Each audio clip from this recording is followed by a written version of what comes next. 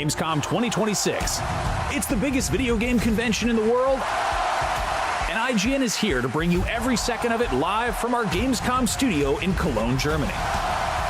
Tune in for brand new trailers and gameplay deep dives with the coolest games headed your way from Nintendo, Xbox, Square Enix, Sega, plus so much more. Day 2 of IGN's coverage of Gamescom 2026 starts right now.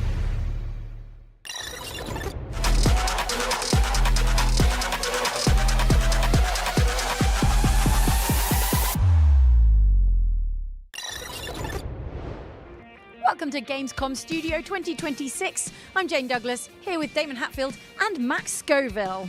Gamescom is always massive, but this year's show is especially packed. And this is just day 2 of 5 days of Gamescom Studio we've got lined up. And that's not even counting the Gamescom Awesome Indie Show 2026, which is happening at 8 p.m. Central European Time, so keep an eye out. There are so many games being shown off, it can be hard to keep track of them all, so be sure to head over to the Gamescom Steam event page and add your favorites to your wish list. We'll get to the games very soon, but first let's check in with Brian out on the Spotlight stage. Thank you guys so much. As you can see, Gamescom is awesome and crazy. In just a bit, we'll check out what's going on with the Witcher 3 DLC. Then we'll see what's going on with Warlock. But next, it's time for Fable, a fantasy adventure I can't wait to play. But first, let's see what's going on out there on the show floor. Hey!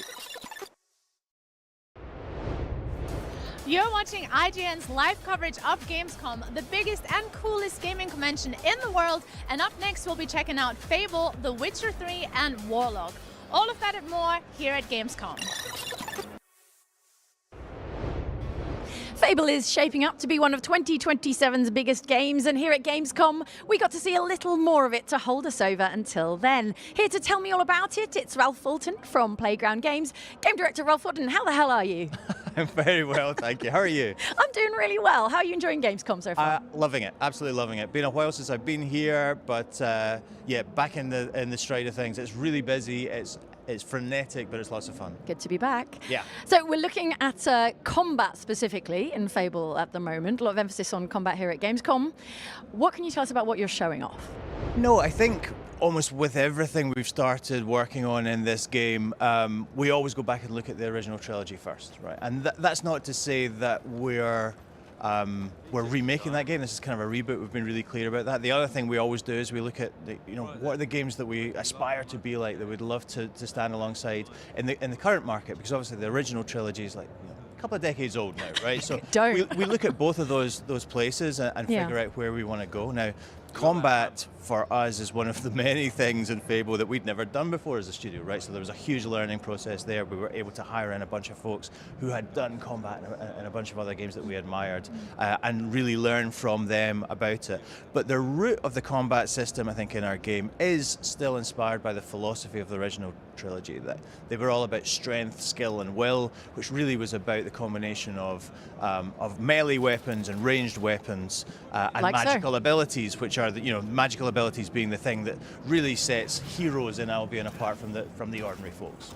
So that philosophy is still there. What we've tried to do is really, I guess, bring it up to date. We want the player to be able to move between melee and ranged and magic seamlessly, fluidly, really simply, and stylishly, I think, as well, so that you can really show off what being a hero is all about. And for people who won't get their hands on it here at Gamescom, like, how is that going to feel like vis-a-vis the original games, like sort of one button kind of emphasis, that very streamlined, simple kind of combat? Yeah, so definitely not one button. That's not a place we've gone with this. Extremely difficult to do that and still maintain player agency, right? So being able to choose what it is that you're working, you're wanting to use at any given point. So as you can see here, this player is very easily and seamlessly combining magical spells and that repeater crossbow, which is kind of as close to a machine gun as you get in this kind of game, and then this massive hammer, which rounds Love a massive out. Hammer. Everybody loves a massive hammer. So yeah, this is I guess a fairly powerful loadout that this player is running with. What we're actually doing behind closed doors, where we're giving people hands-on, is allowing them to play this, which is a segment of a quest, which is maybe sort of mid-game, I would say, probably start of the second act, with two different loadouts, just so they can feel what the loadout does to their options and how the combat feels. Because really we want the player to be the hero. They want to fight how they want to fight, and a lot of that is what melee weapon are you going to take, what ranged weapon are you going to take, and what 4 spells are you going to stick on your spell quad that you can see down in the bottom right of the screen there. I was looking at some gameplay earlier and I saw the magical blade spell. Yes. Personal favourite, I think, like iconic. Iconic. We could Fable not leave spell. that out. We Absolutely. Felt. Yeah. What kind of other spells can we expect, and what variety? Like how many spells? What kind of diversity of spells? So. It's a good question, actually. I should probably have learned the numbers before I came on here. But I'll talk to you about the spells that we have here. Yes. You just saw lightning. That's on cooldown right now. We love lightning. We've actually included it in both of the loadouts in the hands-on. Just because it combines really well with other spells, like Suspend, for example, and it also looks super cool. When it's leveled up to its max, you get this great chain lightning effect that happens, super powerful. bags of fun in a sort of big enemy dungeon like this one. We also have Fireball, again, classic. Can't not have Fireball. Can't not. Yeah. That's, again, like all of our spells, you can level it up. So, you know, when you first get it, which is actually when your heroic powers emerge for the first time in childhood. So it's your first spell? It is the first thing that comes to you when you're in great peril and you're protecting your adoptive brother. It's a fireball that comes out. I don't know if that's ever happened to you. It didn't happen to me, but it happens to your character right at the start of the game. So that's one you have right from the start of the game. Actually, I noticed it's not equipped in this particular loadout, but we'll keep talking about it because it's fun. And then you can level it up, and obviously it increases in power and splash damage and what have you. But what we do have here is a push spell. So that's more of a crowd control spell. You're not going to do an enormous amount of damage with push, as you would expect, but if you're getting overwhelmed, it's a great way just to get these guys away from you, and if you're near a ledge, it's a super fun way to send them tumbling to their demise. Yes, please, personal fave. How kind of class dependent? I know we're not talking classes in the kind of strict sense, but like, how fluidly can you move between these? Very fluidly, and insofar as, honestly, we don't really observe classes or class distinctions in this game. Lots of RPGs do it. Nothing against that. You know, it can be a great thing. Not for you, though. Not for us. Freedom being one of our sort of guiding principles, and allowing the player maximum freedom of choice. It felt like, let's not put guardrails in, let's not gate anything behind previous decisions. So you can pretty much equip the loadout that you want to at any point during the game. Okay. How does that kind of marry to the skill tree in Fable? Like the kind of class freedom versus the kind of skill tree? Absolutely. So really what you're doing is you're completing quests in the game, you're exploring the open world to gain skill points, to go into the skill point and unlock things. Not a revolutionary concept, I admit, but nevertheless something that works super effectively. We've employed it here. And then it's really about picking the spells or the skills or the abilities that you want, that complement how you want to go into a fight. Because really that skill tree is predominantly about how you're going to go and fight enemies, creatures, and what have you that you encounter through your heroic journey. Okay, so I really love magic blades, and I just want to get to the end of that kind of branch and get the highest version of magic blades. Yes, absolutely. Okay, cool. Can you respec your skill tree, and does that cost you?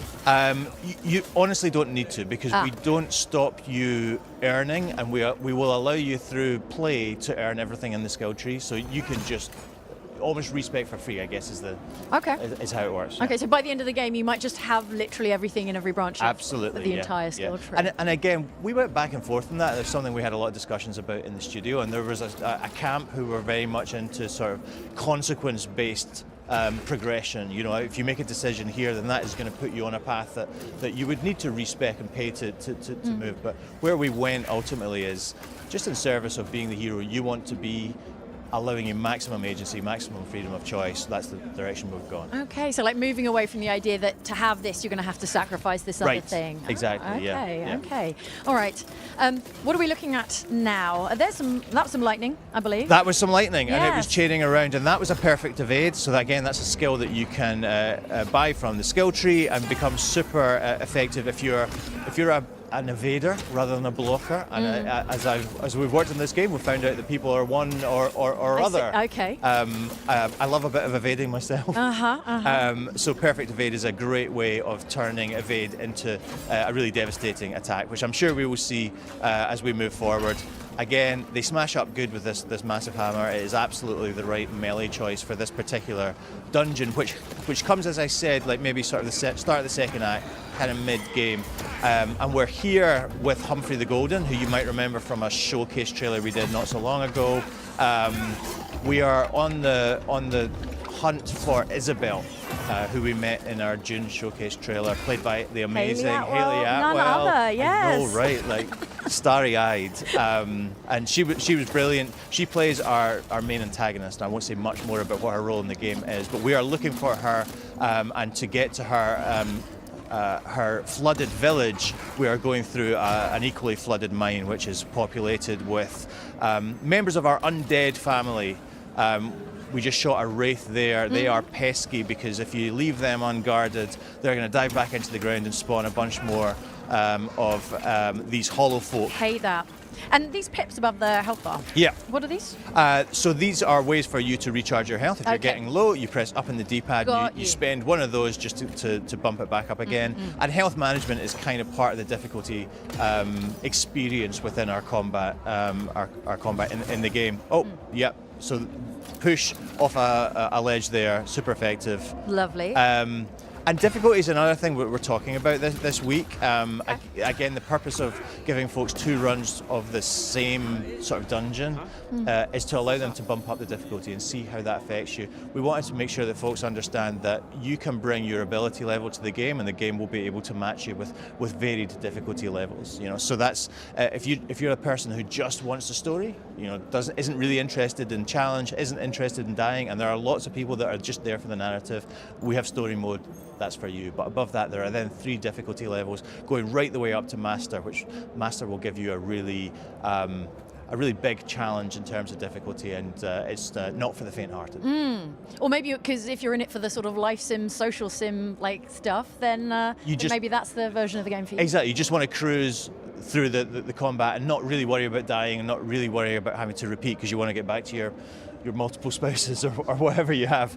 Yeah, that's probably for you. All right, we're running low on time. But since you mentioned Hayley Atwell, when Yes. I think of Fable, I think of like iconic British actors. How does that casting process like work for you? So we did as well, right? Yeah. And if you go back to those original games and you read through their cast list, it's a who's who. It's unbelievable. We felt like we had to do something similar, but with a more modern cast of British actors, British comedians, who we've been showing off a lot in a bunch of our trailers.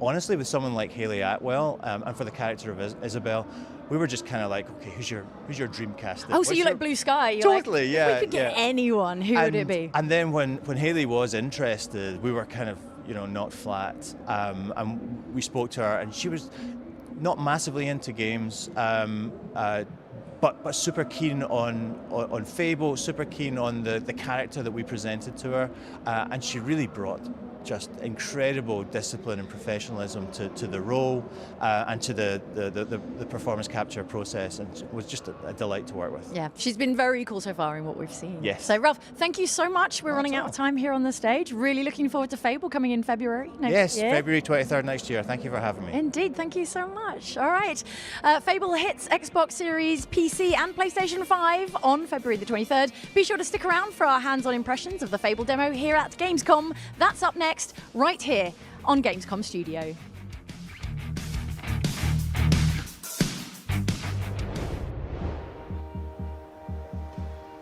I'm here on the Gamescom show floor with Simon Cardy. Hello. Who has done something that every Xbox player has been wishing they could do for what, 15, 16 years? And that is play a new Fable game. You've done it. I've played a new Fable game. I have not only played a new quest from Fable that was combat heavy, I've seen the developers play a new quest from Fable that was more story-led and more kind of typical Fable. Should we start with the combat? Because that's kind of where the newer stuff is. Yeah, absolutely. Because is it that different from sort of Fable 2, 3? Because they had a very strange sort of one-button mauling you combat system. Is that gone?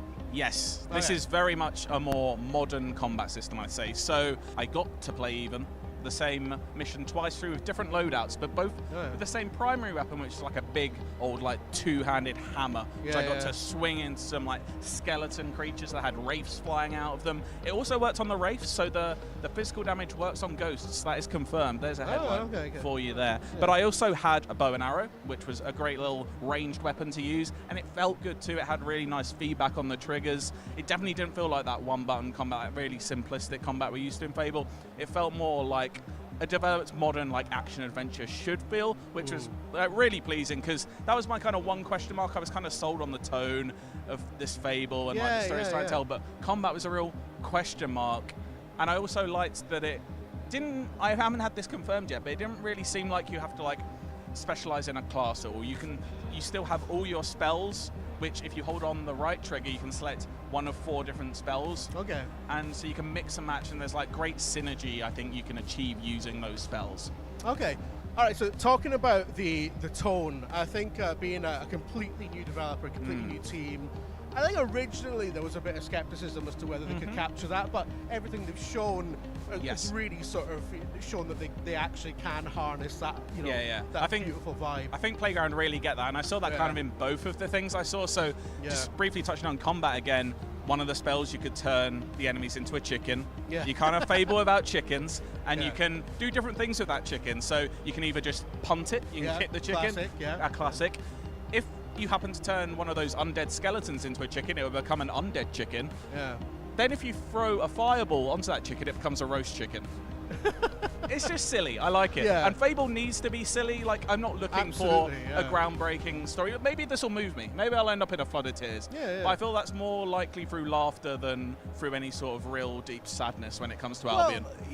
They kept doing all these sort of tone pieces that felt, they were demonstrating. They're like, we get Fable. We're not just car people. We get, But then they did the trailer with Hayley Atwell, and her trailer was very sort of dark and bringing in that kind of more sinister side to Fable that's always kind of been there as well. So, but you saw a quest today where you had to help Humphrey deal with Slick Ronnie, but Slick Ronnie sounds like a euphemism, as all beautiful British names do. Yeah. It kind of sounds like a Lonely Island song. But it followed on from sort of the main quest, the outset of Fable, the establishing story moment that we know about is this Hayley Atwell villainess character called Isabel has gone to your home village and turned everyone to stone.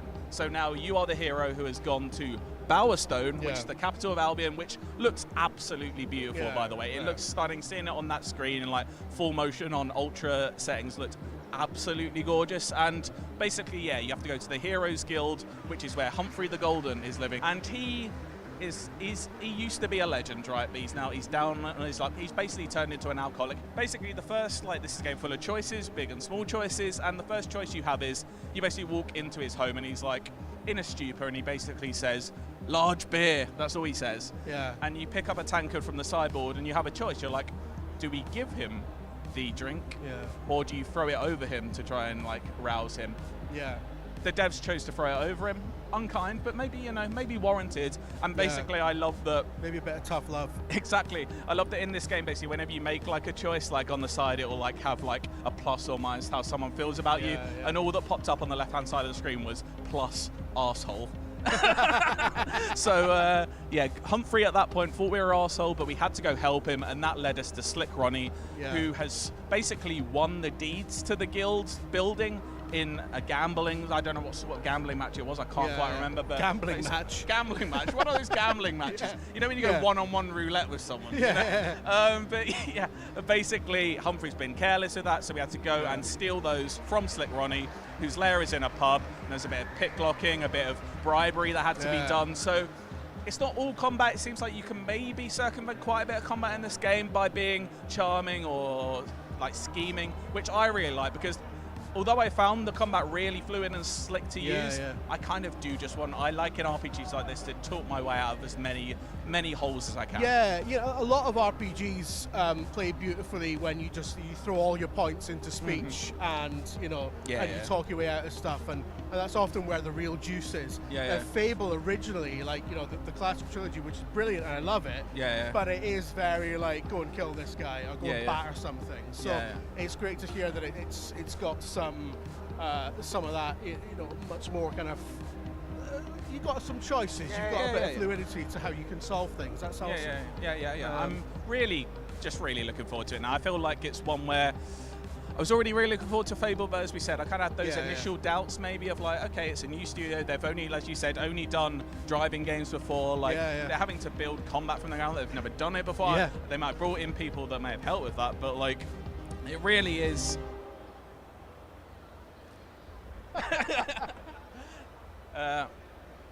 They've never really had to do combat before. They've had to really build it from the ground up. And I've kind of after playing it only for half an hour or so and seeing this new quest, most of my fears have kind of been allayed. I'm now really looking forward to this I think that's kind of been the story of this whole project. People really did think initially, are these really the right people to make this new Fable? And it seems like everything they've shown has been about breaking down those preconceptions everybody had and going, no, actually they get it. So it's great to hear that like the combat sounds fantastic, and we know the humor's there, we know everything else is there. So at this point, it's just a case of, you know, bring it out. Yeah, can it sustain it over the course of, I don't know, 30 hours? I don't know. That's just a guess. I don't know how long the game's going to be. You suspect something like that. But yeah, I think it's going to be a lot of fun. And like in any Fable game, right, it's not even just about the quest and the story. Just even like walking around Bowerstone and just like there's over 30 businesses there which you can kind of take over in like in Fable games, like tattoo parlors, hairdressers, clothing shops. Like you can customize it all to your heart's content and have whatever family you want as well. It's you know, we were playing in the demo as a female hero who had a spouse called Elliot and a daughter called Daisy, and we went to their home and met them, and they seemed lovely. And you know what? I think the passion was still alive because you know, we were walking away from the house, and Elliot, in the distance, you could hear him just go, "Oof, I'm glad I married all of that." So, you know, a level of charm there that really only I think the British can provide. It's so wholesome, but also like with a little bit cheeky with it. And yeah, exactly. Yeah, that's what you need. Yeah, it's come a long way from, like, you know, James Corden cameos, thankfully. But yeah, it just sounds like Fable. So yeah, I can't wait. No, I'm very excited. Be excited. Yeah, be excited. That's how we're finishing this. Be excited.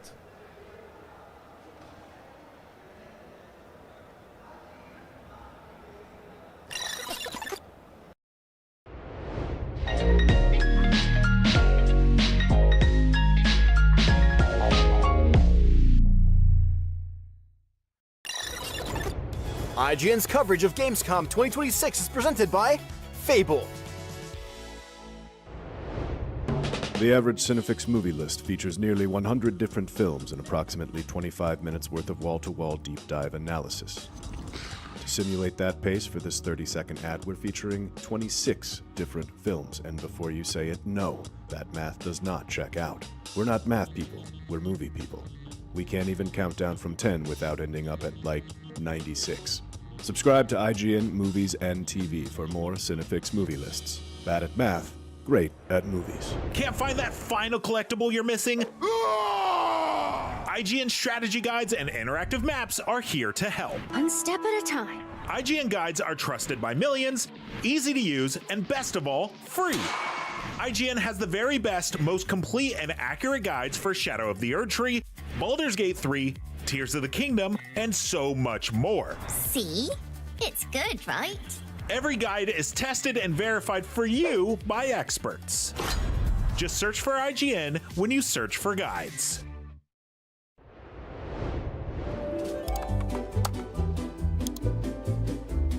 IGN Plus is where your adventure begins. What are you selling? Plus is the place to get unlimited access to all the tools you need to beat your games. Here's what you need to know for bringing down Gloomspawn. Plus, awesome exclusive discounts on IGN Store. Maybe this would tease open your money pouch. Plus, ad-free browsing on IGN.com. Plus, unlimited game help tools like premium interactive maps with your own custom map markers, filters, marker notes, and more. This will come in handy. Plus, access to sweepstakes, giveaways, and free game keys. Wow! Exactly. Want more? Head to IGN.com/plus and start your adventure today.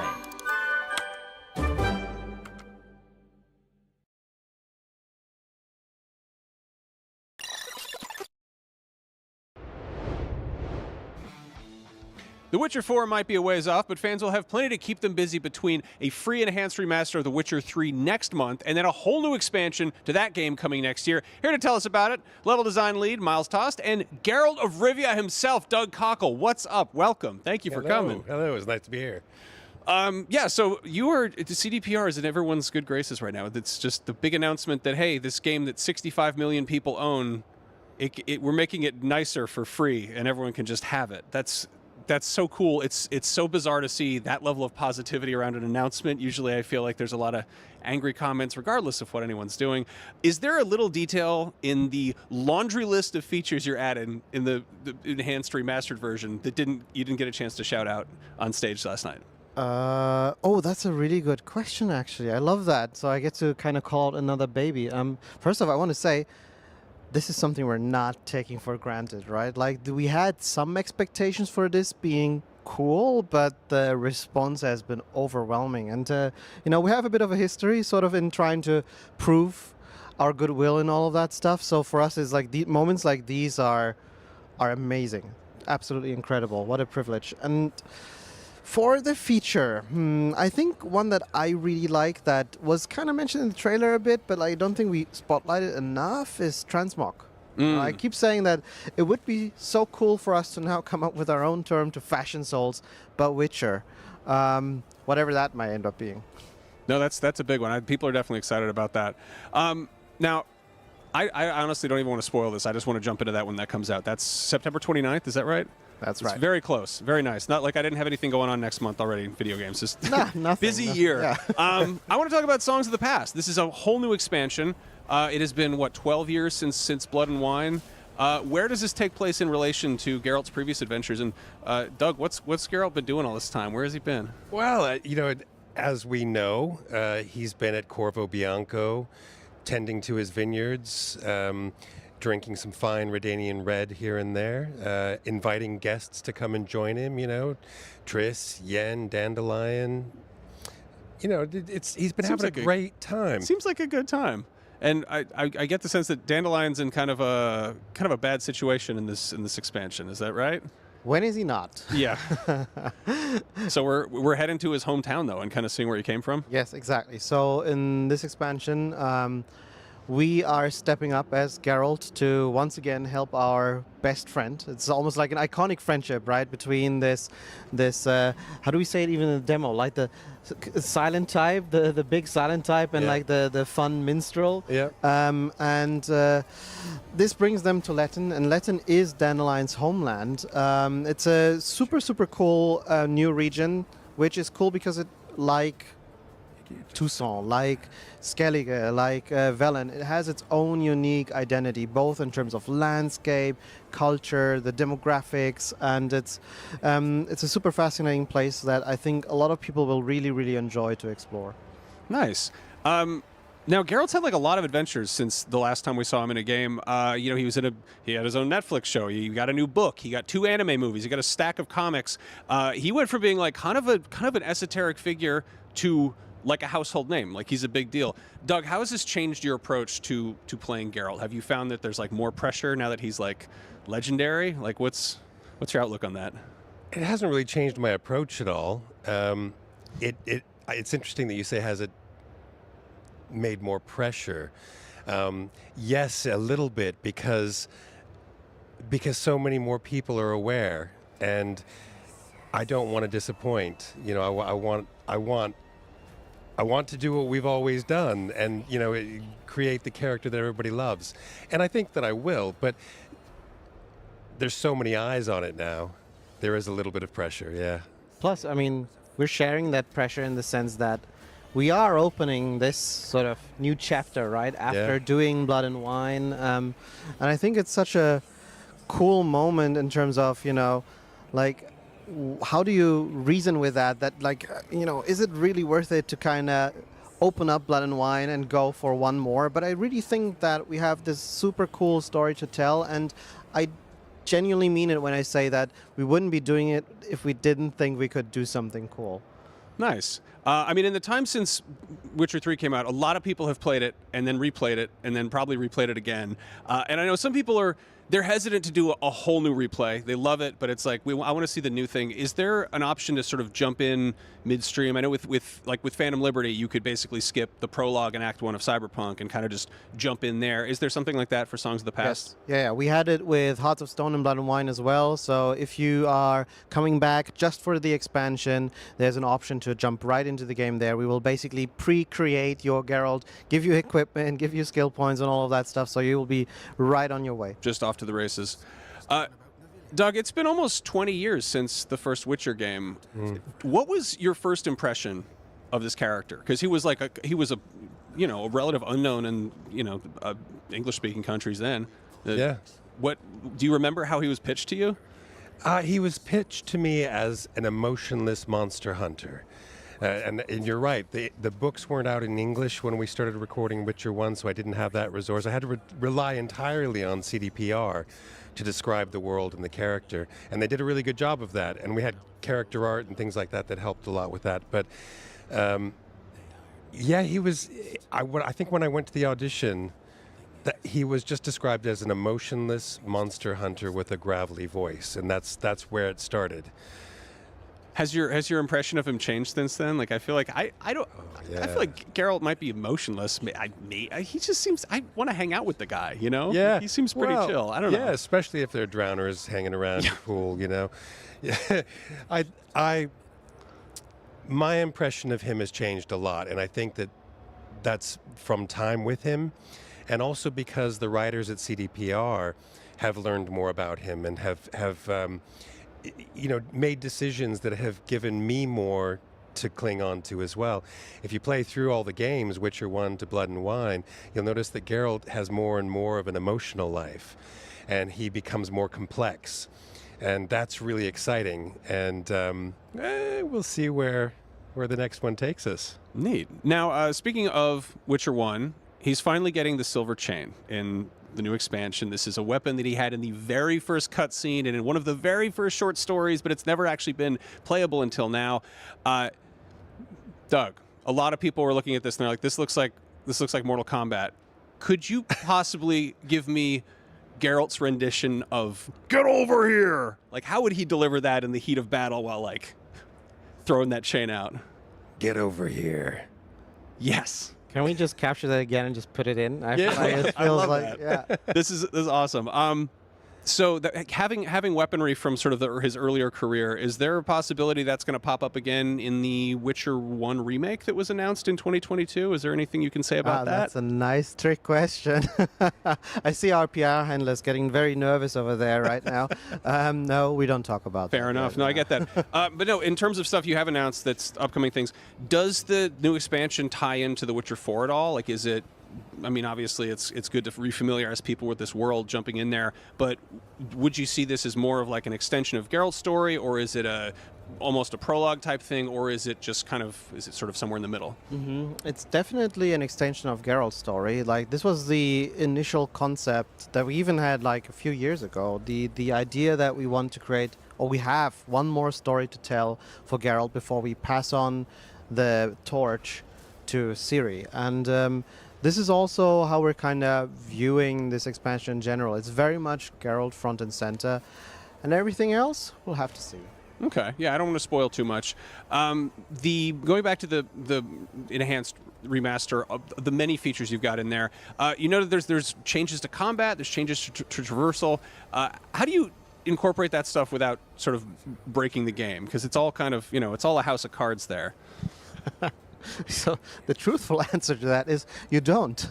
So, if this was what it was, then, it would be super easy to make this stuff. But like, the reality is that there's a lot of awesome people, a lot of teams involved who are working to make this happen, and they're really pouring all of their energy and hearts into this. And the fact is that if you open like these working systems to completely rework them, add new animations and all of that stuff, and in part also in the case of ray tracing, adding new tech to the engine, right, on top of what exists, it's bound to break something. But the part of the process is also that we will work with that and we'll go through it and eventually release it. It's fascinating to see. Doug, did you do any new recording for this, or is that just for the expansion stuff? For the remaster. Remaster, yeah. No, I don't think so. I think that's all technical stuff, so that there's no new performances that I'm aware of anyways. You're keeping busy with new adventures elsewhere. Oh, yeah.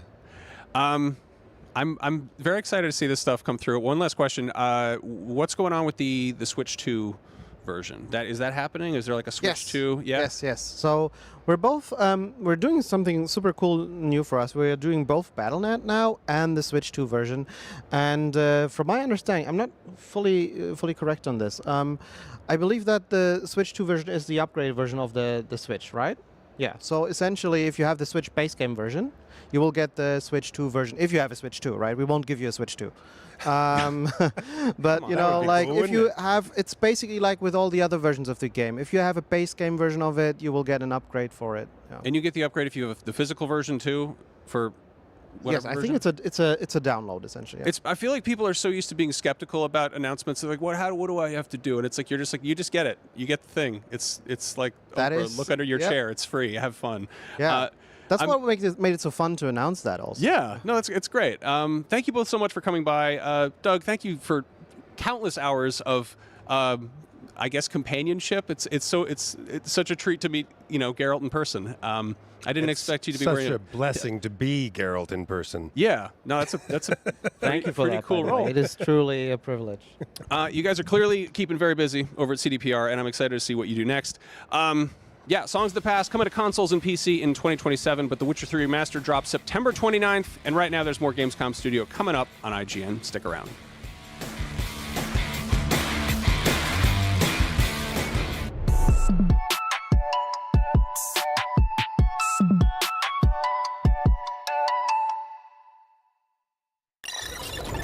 Do you want to be the very best like no one ever was? Streamline your journey to becoming a master trainer with Planet Pokemon. Choose your Pokemon, filtering by type, stats, or game availability. Then use the full team builder to assemble an unbeatable lineup. Plan out the optimal set of moves, items, and abilities. Plan your dream team today at planetpokemon.com. Catch up on all your favorite shows with up-to-the-minute gaming and entertainment news with Geek Media Podcasts. Welcome to a very special episode of IGN GameScoop. GameScoop has you covered for all things gaming and the latest game releases. Tune into Podcast Beyond for the biggest PlayStation news. Man, this is a cool-looking trailer. Everything Xbox on Podcasts Unlocked. This is Steve Downs, the voice of Master Chief. Catch up with your Super Nintendos on Nintendo Voice Chat. Let the kids love what we love. And get all the latest console news and rumors with Next Gen Console Watch. Now Xbox and Phil Spencer are even saying that a mid-gen refresh isn't even necessary. The Cinefix Top 100 podcast picks a movie every week to celebrate and debate. It's kind of every movie's grandpa. Geek Media Podcasts, the best podcasts from around the world.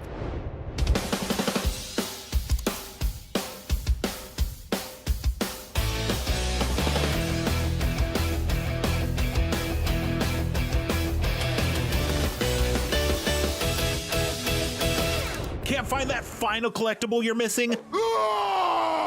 IGN strategy guides and interactive maps are here to help. One step at a time. IGN guides are trusted by millions, easy to use, and best of all, free. You can even track your progress with interactive checklists so you know you reached that 100% completion. I will not suffer. IGN has the very best, most complete and accurate guides for Shadow of the Erdtree, Baldur's Gate 3, Tears of the Kingdom, and so much more. Just search for IGN when you search for guides.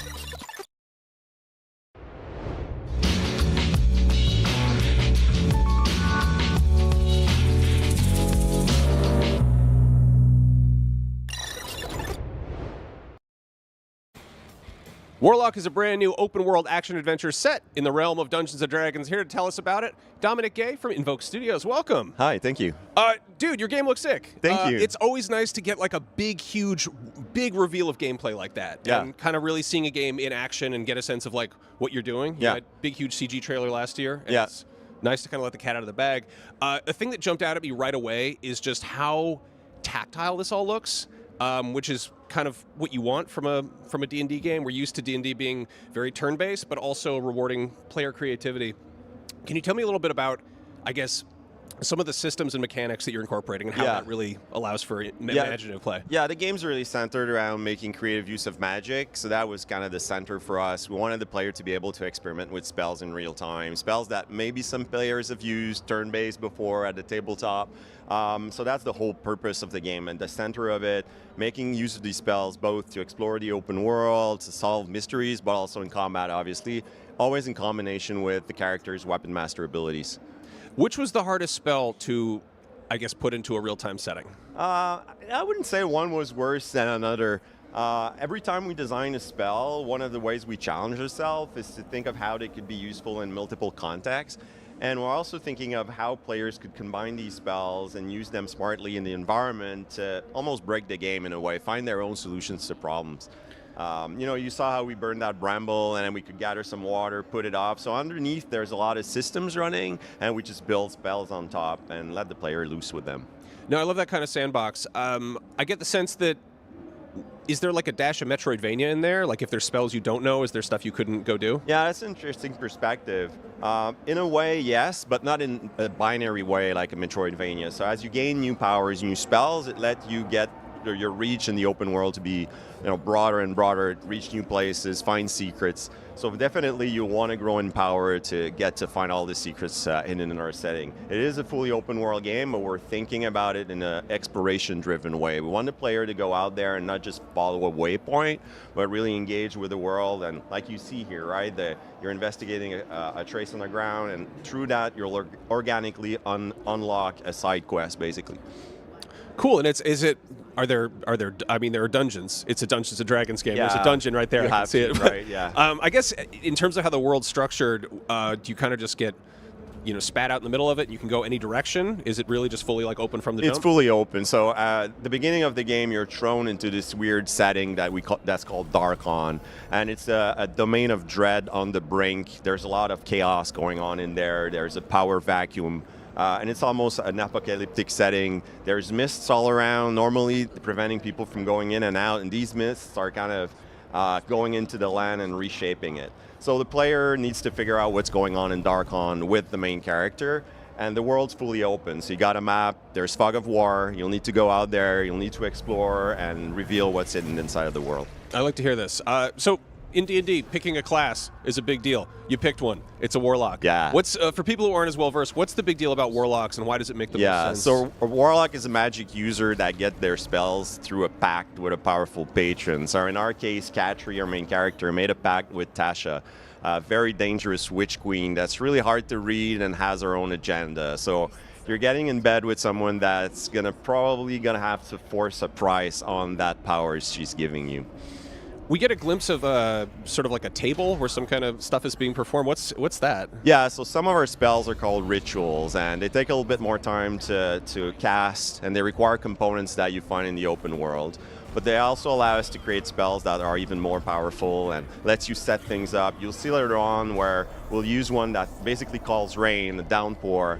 And then you can use this in various ways to put out fires, but also in the way we use it here in the demo, we synergize with a spell called Witch Bolts. You all have those enemies now covered in water, you have puddles around, and so you can use that to have greater power with your Witch Bolt.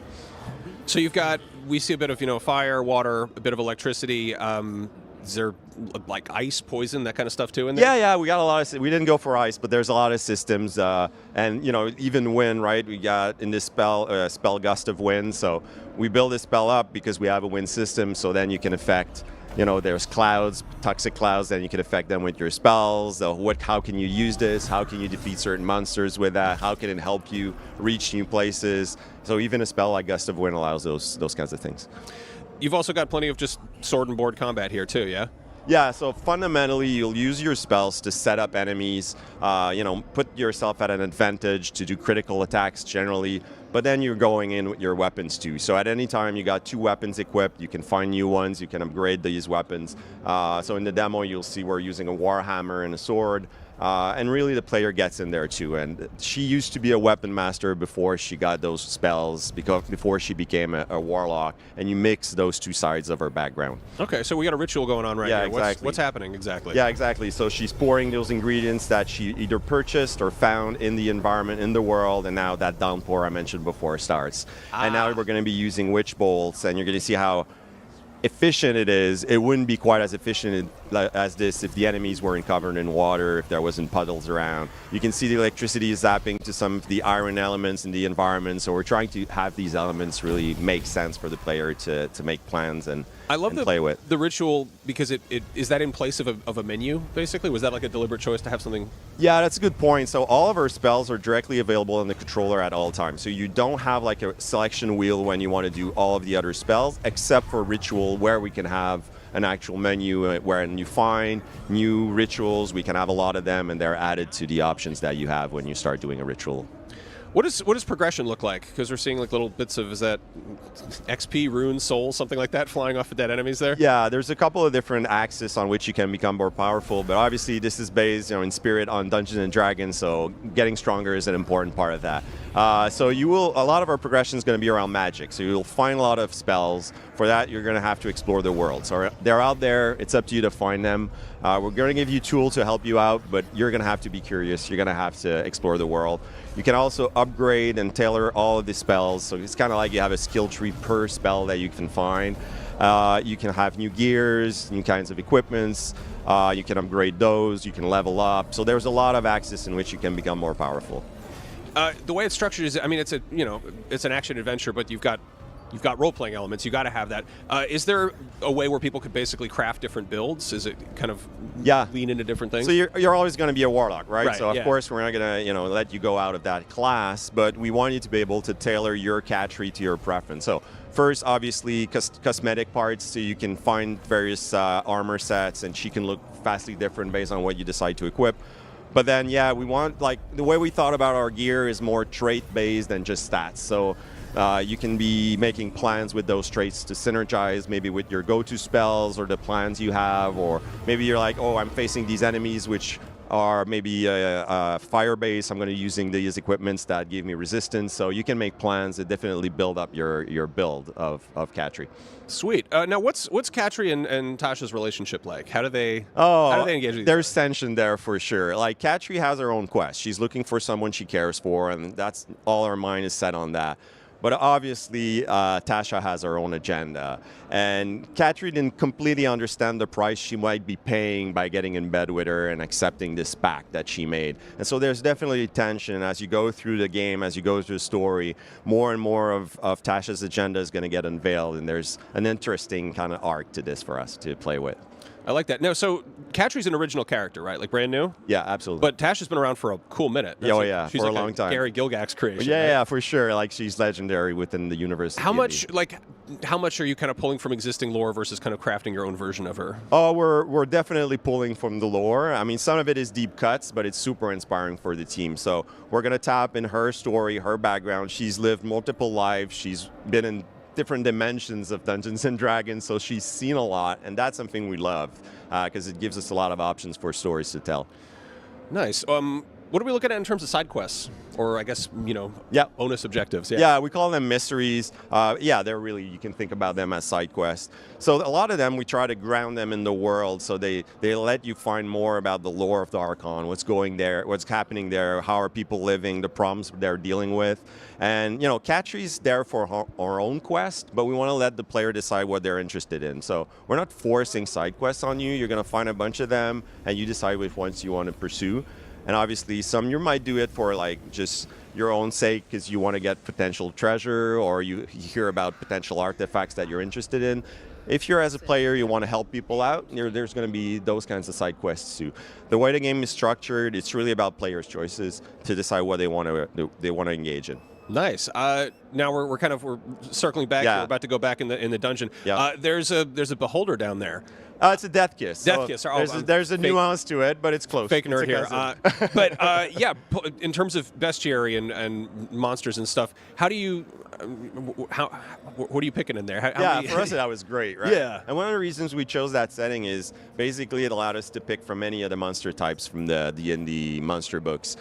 So we went crazy. We had a lot of fun picking these monsters out. At the same time, Katri is not godlike. There's a limit to the type of monsters she could deal with.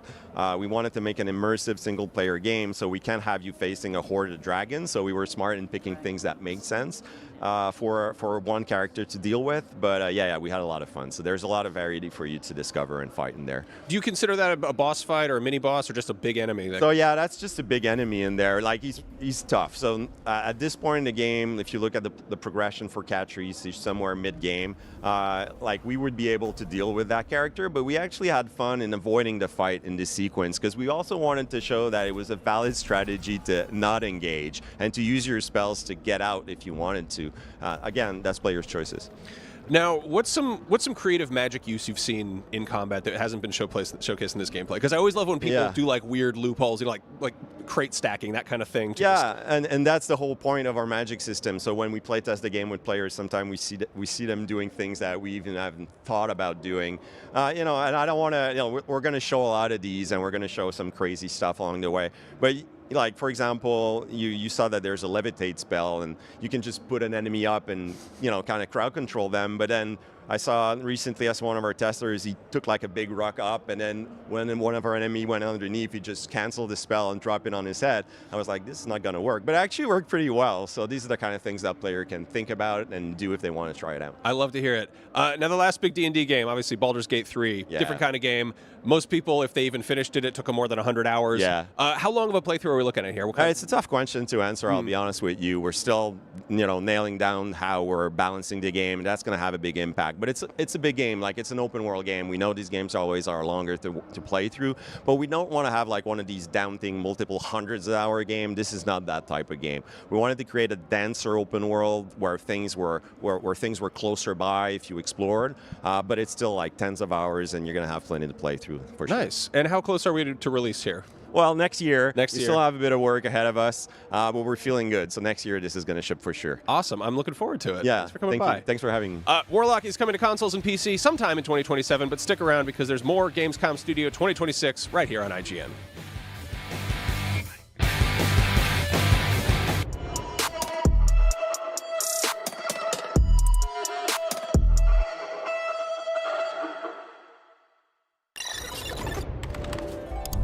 IGN Store has everything you need to level up your life. Red 6 standing by. Refresh your wardrobe with official gear you won't find anywhere else. From Fallout, Expedition 33, Romeo's a Dead Man, and more. Treat yourself to the coolest collectibles like an adorable SKA plush, your very own Assassin's Creed Hidden Blade, and a fully functional Pip-Boy 3000.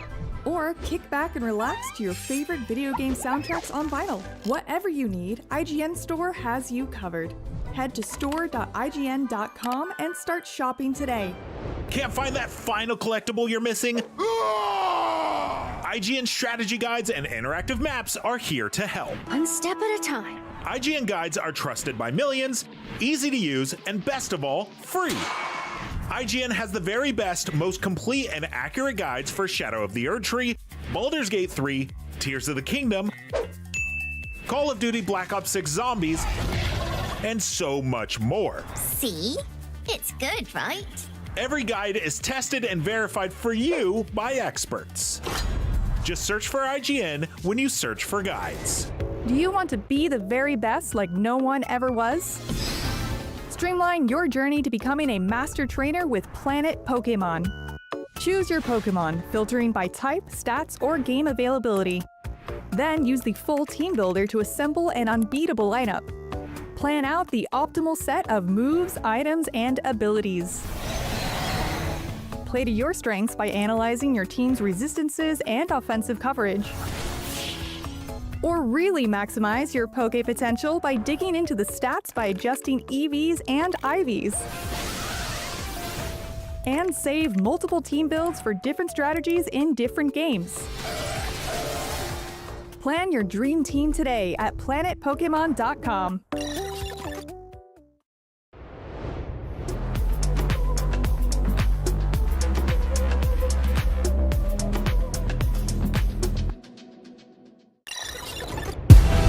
Welcome to the biggest gaming playground in the world, where 500,000 people come together to play, connect, and celebrate across Cologne. 1,600 exhibitors. The biggest names in the gaming industry, bringing countless games for you to explore and dominate. Get set for Gamescom's unique indie area, where you're in control of the most creative and unique projects from more than 400 indie studios. And if that's not enough, don't miss Gamescom Awesome Indie Show, our show produced by IGN featuring the hottest new titles from the indie universe. Or become the hero yourself and step into the Gamescom cosplay contest, bringing cosplayers and fans together from around the globe for an unforgettable community experience. Can't make it to Gamescom in person? Visit our website, gamescom.global, and experience all program highlights via our content hub, Gamescom Now. The experts at IGN are gearing up to bring you full days of live streams straight to Twitch and YouTube. Oh, hey, Epi! Crashing the party? Jump into Gamescom Epics on our website and claim your loot. Next up, Gamescom Cares, our initiative for a safer, more sustainable, and inclusive Gamescom. Speaking of inclusive, the Gamescom City Festival is taking over the city with live music for free and all kinds of fun. Gamescom is more than a single event, it's a global family. With Gamescom Dev, Gamescom LAN, Gamescom Asia, and Gamescom Latam, we're unlocking dynamic experiences and connecting gamers worldwide. Welcome to the heart of gaming. Welcome to Gamescom. Hi, it's Maria here on the show floor for Gamescom, one of the largest gaming conventions in the world. And coming up shortly, we'll be checking out Chronicles Medieval, Soulframe, plus we'll be taking a closer look at Alien Deathstorm and Dune Awakening.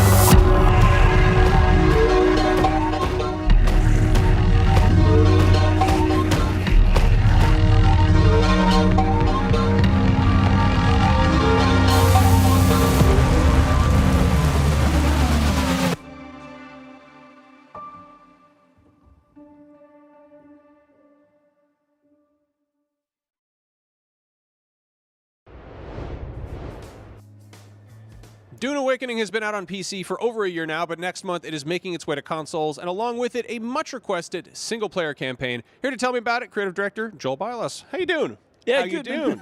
I had to, sorry. Oh, dear.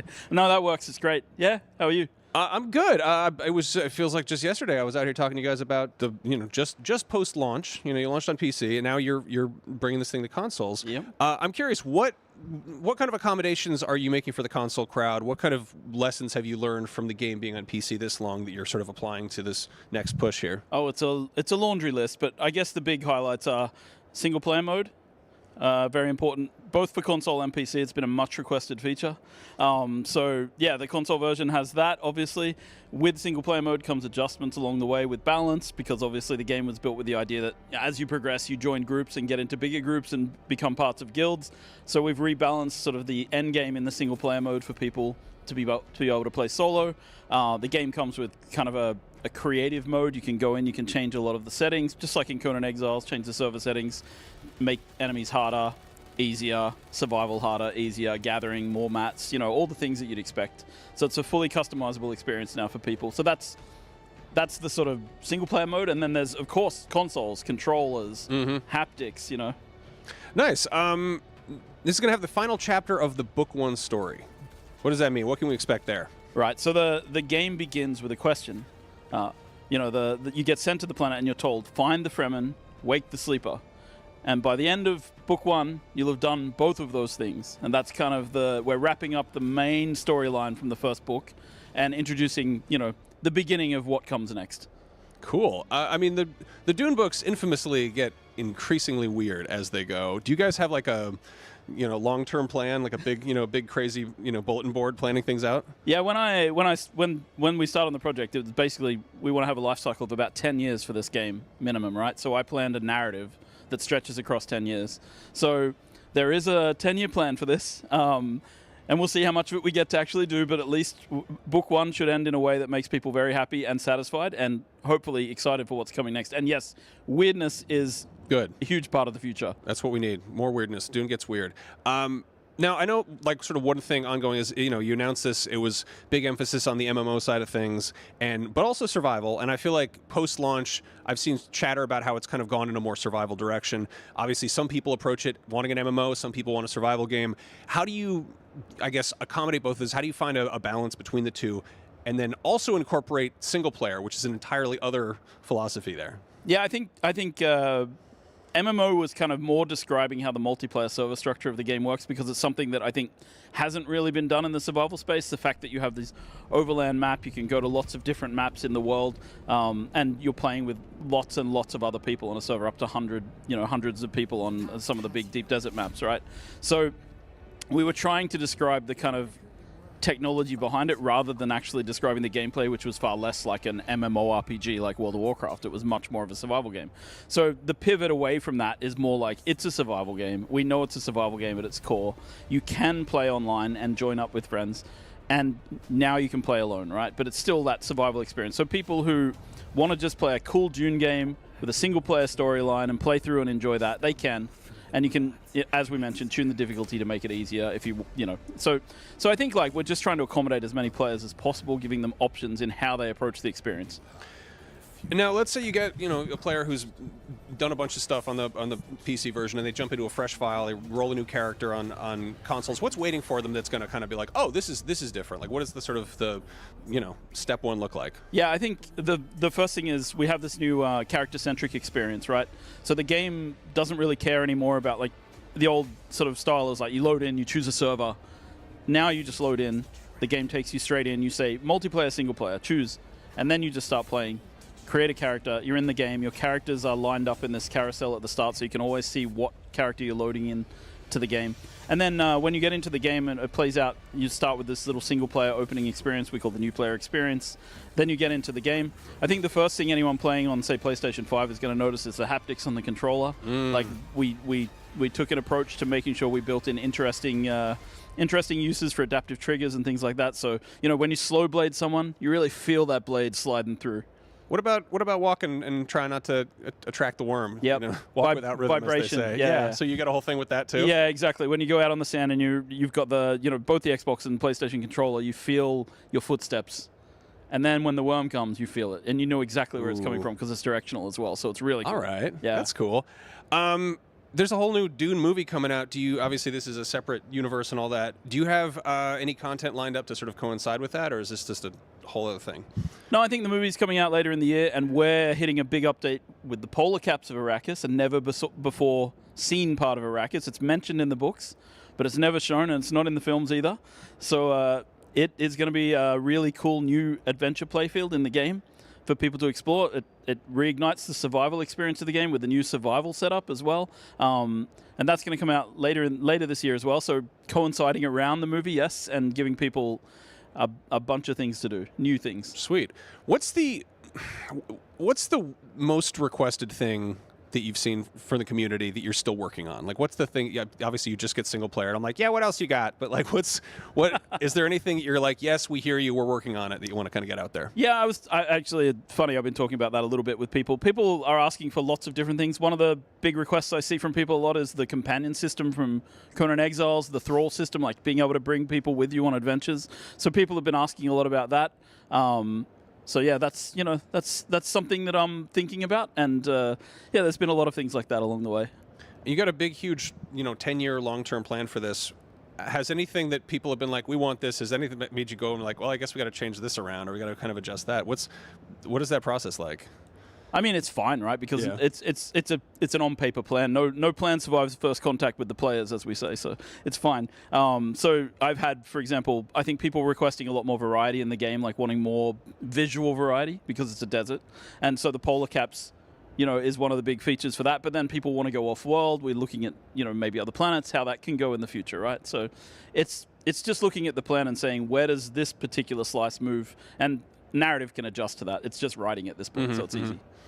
Tell me about the polar caps. Is there snow up there, or is it just more desert? Well, there's no precipitation on Arrakis, yeah, right? So, I was going to say. So, but you do have this thing called the El Sayal, which is the rain of sand, when a sandstorm sweeps up into the sky and the sand slowly falls down. And so at the polar caps, we have a sandstorm that becomes incredibly cold and it comes down and creates an atmosphere of extreme cold in the areas on the northern parts of Arrakis. So and that adds a whole new wrinkle to survival. Whole layer of survival there. People will need to think about how heat and things work out. Now, for first-time players who are jumping in on console, this is the kind of game you can sink 1,000+ hours into. What is the general turnaround to just experience the single-player stuff if you wanted to just jump in? How big of a game are we looking at here? I mean, our average Steam review time is at 210 hours. That's our average played time. But I think you can safely experience, especially if you change some of the sliders to make it a little easier in single player or whatever, I think you can safely experience the game in about 50 to 80 hours. Okay, that's reasonable. It's a good amount of time. And then you've kind of seen everything, and then whether you want to go deeper in any of the features is kind of up to you. Have you seen one of the classes, one of the character builds you can go towards like a clear winner above all else, or is it sort of evenly distributed there? I think it changes when we change balance, right? So especially, I think the PvP crowd is very interested in, melee was less. It shouldn't be worse than ranged. In June, in particular, people were quite mad because there was a patch that nerfed melee too much. And then we've been adjusting those things back. We've changed a little bit the way stamina works. So no, I haven't. I think people who are playing more solo or single player or not playing in large groups or are just doing PvE content, they basically choose their preferred builds. There are builds that do better in AoE mob situations where there's a lot of enemies. Builds that do better one-on-one. So it's kind of been okay, but yeah, the balance. It's like with all these online games, we tweak a little bit. Suddenly the new meta, and then we change again, the new meta. So no matter which direction you turn it, someone's going to get mad at you about it. I mean, someone else will get excited though. The way I see it, I think the old MMO approach to this was always never nerf anybody, just make someone else's class slightly better, and then make the other class better again, and then make the other class better again, and just keep going forwards, never backwards. Nice. Any tips for first-time players jumping in now? Well, I mean, my tip is always pay attention to worm sign. If the worm eats you, you lose all your stuff. Don't do that. It's the only thing in the game. Don't get eaten by that should just be on the instructions for a Dune game. Don't get eaten by worm. That's bad. Pretty much. Don't do that. So that's the first one, and then I just pay attention to the sun and hydration, and make sure you've got water, and build yourself a shelter as soon as possible, and get yourself a sand bike and get out there. Hell yeah. Well, Joel, thank you so much for coming by and chatting. I imagine we'll be talking a year from now, too. Dune Awakening is out now for PC, and on September 22nd, Xbox Series and PS5 owners can get in on the action, but right now there's more Gamescom Studio coming up. Stick around.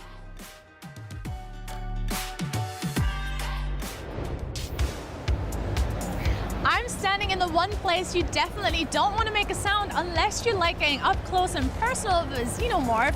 I'm Maria, and I'm here joined by Anna Sopikova, the art director of Alien Isolation 2, to find out how they're planning to terrorize players even more with the second game. How have you been finding Gamescom so far? Oh my god, amazing. It's just so cool to see for the first time real players coming in to play our game. And already the queue is massive. I did not expect it to be that busy. But I think for us it's just so exciting, unbelievable. So Alien Isolation was a very claustrophobic experience. What were the challenges of bringing it to a more open world? What were you planning on doing with that?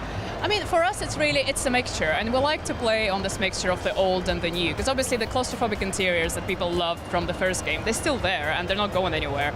But now with exteriors, we have we have all sorts of opportunities to kind of really expand and build upon it. So obviously with the weather being what it is, it's not really, you don't want to take a summer vacation here, I wouldn't recommend. Yeah. But we got the wind, the fog, the rain, and it's all coming in, and how will you survive? How will you adapt and survive to these conditions?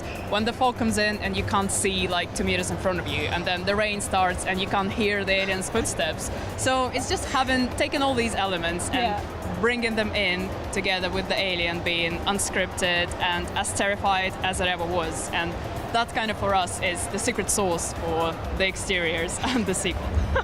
I'm actually already terrified. The first game was so scary to me. So now there's a lot more elements that you have to kind of like be aware of. And with that, I was wondering, now that we're being outside, did the xenomorph change a little bit, adapt to, the open area? Well, he is smart, so of course he will adapt. We're not going to go into too much detail as of yet, no spoilers. But yeah, obviously, you as a player, you'll have to learn how to survive in these extreme conditions, and the alien will have to learn how to hunt you as well. So it's not going to be an easy ride. Okay, and then I was wondering, obviously we're going to Blake now as opposed to Amanda Ripley. How does that kind of change the gameplay experience? Is there any changes to it? We're really proud of Blake, and I think for us, the fact that she's a Weyland-Yutani executive, it kind of brings a slightly different angle to the franchise, because we haven't really played as a Weyland-Yutani employee before. So that's really cool for us to explore. As for the gameplay, we're still quite early in development, so we're keeping it under wraps for now, but expect exciting things. Well, then I was kind of wondering, will Blake get any new tools that we'll be able to use, and how does that maybe affect the stealth mechanics in the game? Ooh, that's a great question. You will have a range of tools. Some of the old favorites will make the return. I'm sure people have seen the key art, the motion tracker is still very much there, so you can rely on that. But yeah, you will have some new tools as well. But yeah, I think ultimately it's all about the sandbox gameplay, and because it's unscripted, it's going to be different for different players. So some people really like to rely on noisemakers and molotovs, and the flamethrower is a big fan favorite, and others really like just to hide in the locker, and that's me. And it's a valid tactic. So I think really for us it's all about giving people the options and kind of just having this, supporting this range of play styles so that you can make the story of survival your own. And I think that's what makes the game special. So what were the biggest challenges of designing the planet's surface, and how did you make sure that feels different from Alien Isolation? So we are super focused on original Ridley Scott's 1979 film. So it's all about that lo-fi sci-fi aesthetics, the 1979 tech, all the clunky buttons, the analog interactions, everything is very tactile, and it just has a lo-fi, believable feel. So obviously, the film takes place on a space station, it's not on the planet. But for the art team, because we have a really great relationship with 20th Century Games, and we still have the archive from the Fox available to us, and it's just a treasure chest of all the different images, and we can really just dissect the sets and the props and really dive deep into how they built them, kind of how all the buttons were made, what kind of materials they used, and kind of by really diving deep into that, we are able to deconstruct and then build upon that foundation to build the new spaces. So I think the team has done a great job of kind of just really having that super, super in-depth knowledge of the source material, both the film Alien and the first game, and kind of taking that and adapting it to the planet's surface. I know you've already touched on it a little bit, but did you look at any other media in the Alien franchise and took inspiration from it for Alien Isolation 2? It's great to see the franchise evolving, and obviously it brings new people in, and we're all about that. It's great to see. For us, the focus has always been on Ridley Scott's original Alien. We feel like it is the film that best suits the gameplay. It's all about this haunted house, you versus the creature. There's no action. It's all very kind of subdued and atmospheric and ambient. So for us, that is the main focus. But having said that, there was the safe station from the first game was an Alien Romulus, and for the team, that was absolutely amazing. It was incredible. When we saw it, we were like, oh my god, what is going on? So it's great to see the franchise evolving, but the original Alien is still our focus. Yeah, I have to say it was honestly so cool seeing that in the film. I played that and I hit there and I was terrified in that section, so that was really awesome. I also wanted to know, with switching to Unreal Engine 5, what new technologies were you able to use and implement, and how did that kind of change the game? Yeah. Well, we have a great team. We have a great mixture of old and new, and have a lot of people who worked on the original game, and we have people who came in, joined the team as fans of the original game, and they kind of bring in the new ideas. So obviously Unreal Engine 5 unlocks a massive pool of talent for us, which has been fantastic. In terms of the new tech, we are focused on obviously audio and lighting as kind of the two main examples. You know, for the horror game, obviously, these are the two main building blocks that will make that atmospheric, scary, ambient experience. So yeah, we took some of the tech from the original game, we had it for a while, it's evolved, and I think it's shaping up really, really well. So basically it allows us to utilize the strength of the Unreal Engine and really push them beyond in areas where it matters the most for our game. Awesome. Now, I have to ask, because I will be playing it and I want to make sure I survive, do you have any tips on how to stay alive? Any little thing that I can take with me? Some luck? Wouldn't hurt you? Yeah, okay, yeah. I mean, the alien, the creature can see you, it can hear you, you can try to hide. Yeah. You will have some tools in the demo in the arsenal to try to distract it. There's multiple ways to escape, so I'm not going to spoil anymore, but outrunning it's not going to work, unfortunately. It's faster than you. Just got to hope for the best. Yeah. I will be hoping for the best. So when can we expect to play it? When it's ready. We're still quite early, so we're not ready to confirm the date yet, but it's getting there.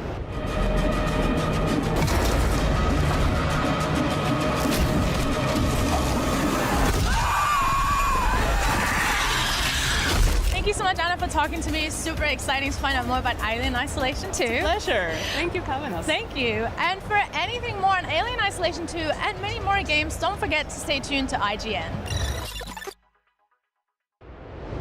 Oh, hey, you're watching Gamescom Studio here on IGN. Chronicles Medieval is the brand new action game I cannot wait to play. It looks so good. Here to tell us all about it, Sam and Gareth from Raw Power. What's up, dudes? Yeah, great to be here. Thank you. Good to see you too. So give the audience sort of an overview of this game, because I love the sort of sense of scale that we're playing with here. Yeah, absolutely. So Chronicles Medieval is an action RPG strategy hybrid. We're blending a lot of genres in there, mixing a lot of things. So we're a medieval sandbox.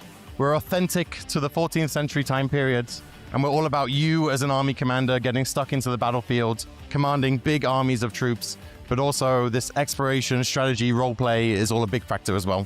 Yeah, a really big key point of difference for us is our historical setting, 1313 to 1348. Which is like very much grounded in Europe. So everything is historically authentic as possible.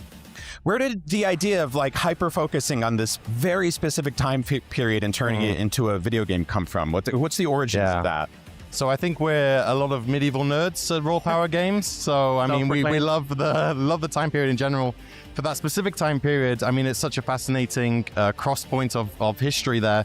England, France, Holy Roman Empire, super fascinating differences between them, a lot of internal politics, things like the 100 Years' War breaking out, these really big events that really left their mark on European history. So it's just a really fascinating time to delve into, I think. Yeah, and things like technology, the feudal hierarchy, all of these things are so rich. They're like so ripe for game features and enjoyable experiences that it's like, it's there for the picking. You're like, it's hard to filter out all of the ideas that they give you as a game designer. You know, it's so rich, it's so awesome. It was such a cool period.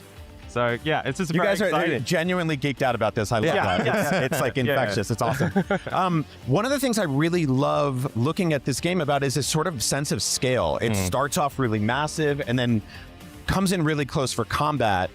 Tell me a little bit about that push and pull, because a lot of games just kind of go, hey, you're all the way up here, you're kind of the eye of God or whatever. But you guys are like, no, we also want to get really gritty, really down to earth, roll around in the mud, stabbing people and stuff like that. Yeah, so, absolutely. Yeah, I mean, this is very much a role-play game. You are this commander on the battlefield. So, you know, before the battle starts, you know, you could give some commands, some strategy, some tactics to your troops. But in the thick of battle, you know, you're not God. You can't oversee what is going on at all times. You are just a mere mortal on that battlefield as well, right? So we really wanted to have that push and pull, that play of you setting up your tactics, being able to command your troops, you know, these thousands of men that are under your command, and how are you going to make the best use of their specialities and the advantages you have, how are you going to play those cards right, but also you are the tip of the spear, right? You are sword in hands, you're charging in, you're getting stuck in, you're immortal, you know, you are not some fantasy warlord that can strike everyone down, you're just as vulnerable. But you can inspire those men, right? If they see their commander getting stuck in, performing amazing feats, they're going to feel inspired. And that's all mechanics in the game that you can leverage to your best ability to be able to win these battles. Yeah, it's all about playing that mixture of commander, but also boots on the ground, swinging your sword. Maybe your favorite thing is the poleaxe. So if you use the poleaxe, you gain experience with that. You unlock combos, you unlock special attacks, and you can really devastate enemies' morale because you're there in your shining armor, you're this excellent guy. If your men see you slaughtering enemies, they get inspired and they get fearful. So you want to both make sure you have a well laid out plan, but then you also really want to get stuck in, and you can do both on the fly. We have a little bit of time dilation in our command mode, which was like a little bit of slow down time, which was kind of like a breakthrough moment for us, because when the chaos of war is underway, you just need that like momentary breather. So that's kind of as godlike as it gets. There's a little bit of a gamification moment for you to be able to be like, okay, my left flank is breaking, give me a second to react and send in some reinforcements, or I'll start moving over there now that I've seen this so I can start inspiring the troops in that area, kind of thing. The inspiring and morale mechanic is like blowing my mind right now. That is, so where did the idea come from to be like, hey, these people, you know, they're like really hyped on this, but also now they're watching people getting devastated and torn apart, and they're like, why am I here? Like, I love that system. And it's very much a fact of history, essentially. So like things like shock cavalry, for example, their role was to incite fear in the enemy, right? To dash in, deal heavy damage, reposition, and do it again, because people's minds would break before their bodies break. That's a very good quote. Very true. Yeah, it's something that we really enthused throughout the whole game. So it's not just on the battlefield. On the battlefield, of course, you really need to care about, are you keeping the morale up? What can you do to help flank and keep the morale up of your troops? But even going back to that exploration map, you need to care about upkeeping your troops, make sure they're paid, well fed.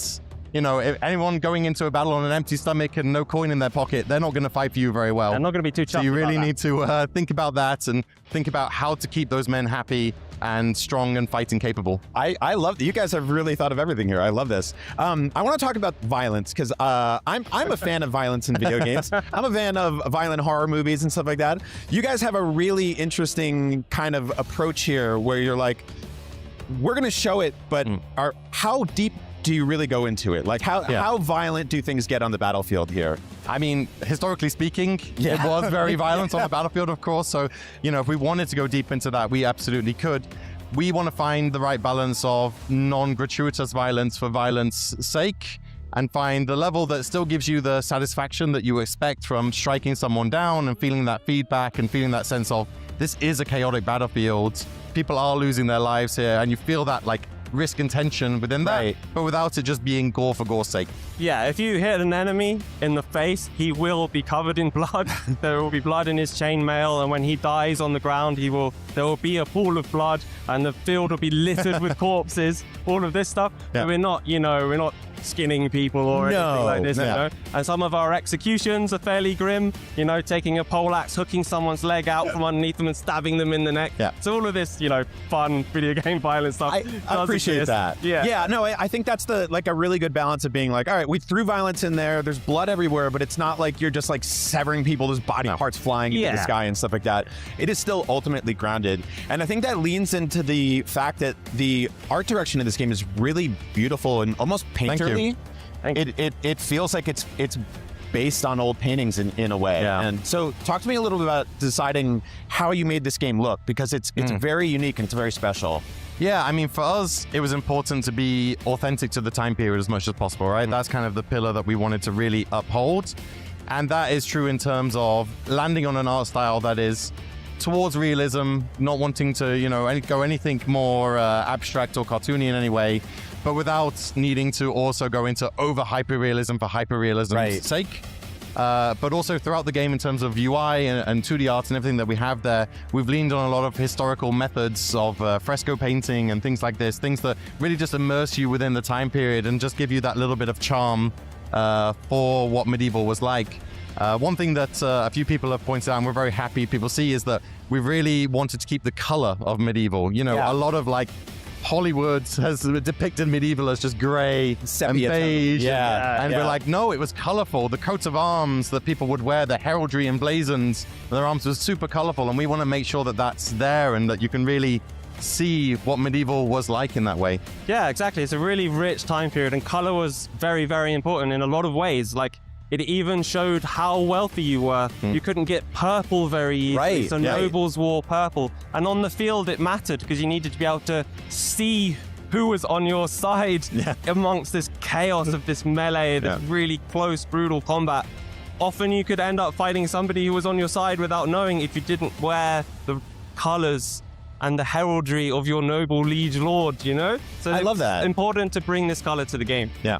No, as like I'm like a big art nerd, and I love going to museums when it, like, especially here in Germany and stuff like that. And so the second I saw that your game has a very distinct look to it that's very clearly inspired by paintings, I was like, they're onto something here. Okay, so you hinted at it a little bit in terms of like feeding the soldiers and stuff like that and morale, but what sort of things can the player kind of expect to do outside of the battlefield? Yeah, so our exploration map is kind of like the other half of our game. It's like the overworld, the more strategic exploration layer. So you come into this medieval sandbox, a lowly, unlanded, can come from nobility background, peasantry background. Character creation will allow you to make those kind of choices.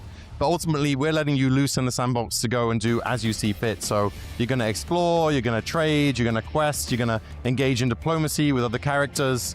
And all of these actions are for the player to decide where they want to go, what do they want to be in this world, what legacy do they want to create for themselves. And all of this is in purpose of building up an army, building up, getting titles to land, and being the true claimant to some land, and being able to embark on what you want to do. And building an army, getting your troops is a really important thing.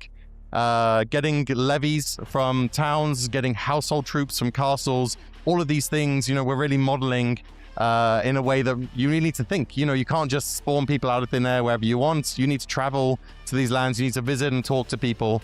It's all a big part of the roleplay experience. Yeah, absolutely. All of the units that you can find, they are region specific. You're not going to find a French Castilier unit, you know, deep in Scotland. No. You know, so you have to travel, and traveling is dangerous. You might encounter some bandits, you might find a quest along the way, and you might find yourself distracted. You wanted some Castilier, but you've ended up, you know, raiding a village. You know, it's about things appearing to you as you explore the sandbox, you know, making your own castle from that sand, doing as you please and as you desire as you move through all of these systems and features that we've created for you, such as the feudal hierarchy system. You might pledge allegiance to a new lord. Your lord may be very happy with what you're up to and give you a new title and new land. Yeah. So it's all up to you to like kind of write your own story in this medieval Europe we've created for you. Yeah. It's so cool. And it blends perfectly with the battles in, you know, the battles are epic and amazing and super fun to play on their own, but having the stakes going into them from the exploration map, you know, you've got something to lose, something to gain.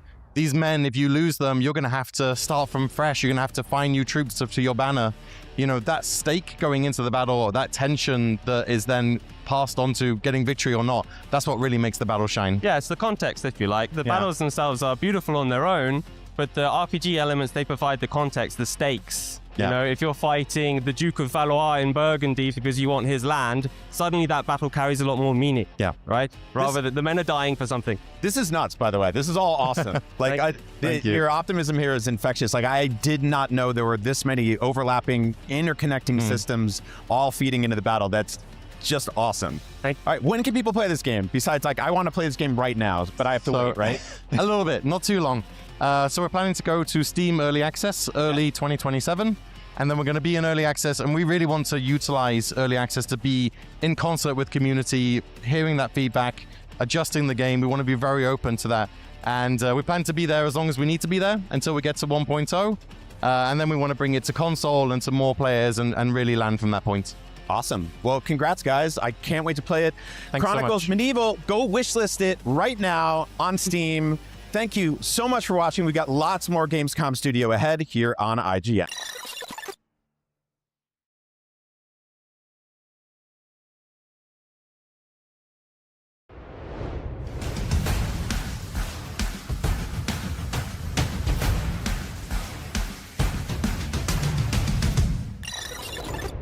The average Cinefix movie list features nearly 100 different films and approximately 25 minutes worth of wall-to-wall deep dive analysis.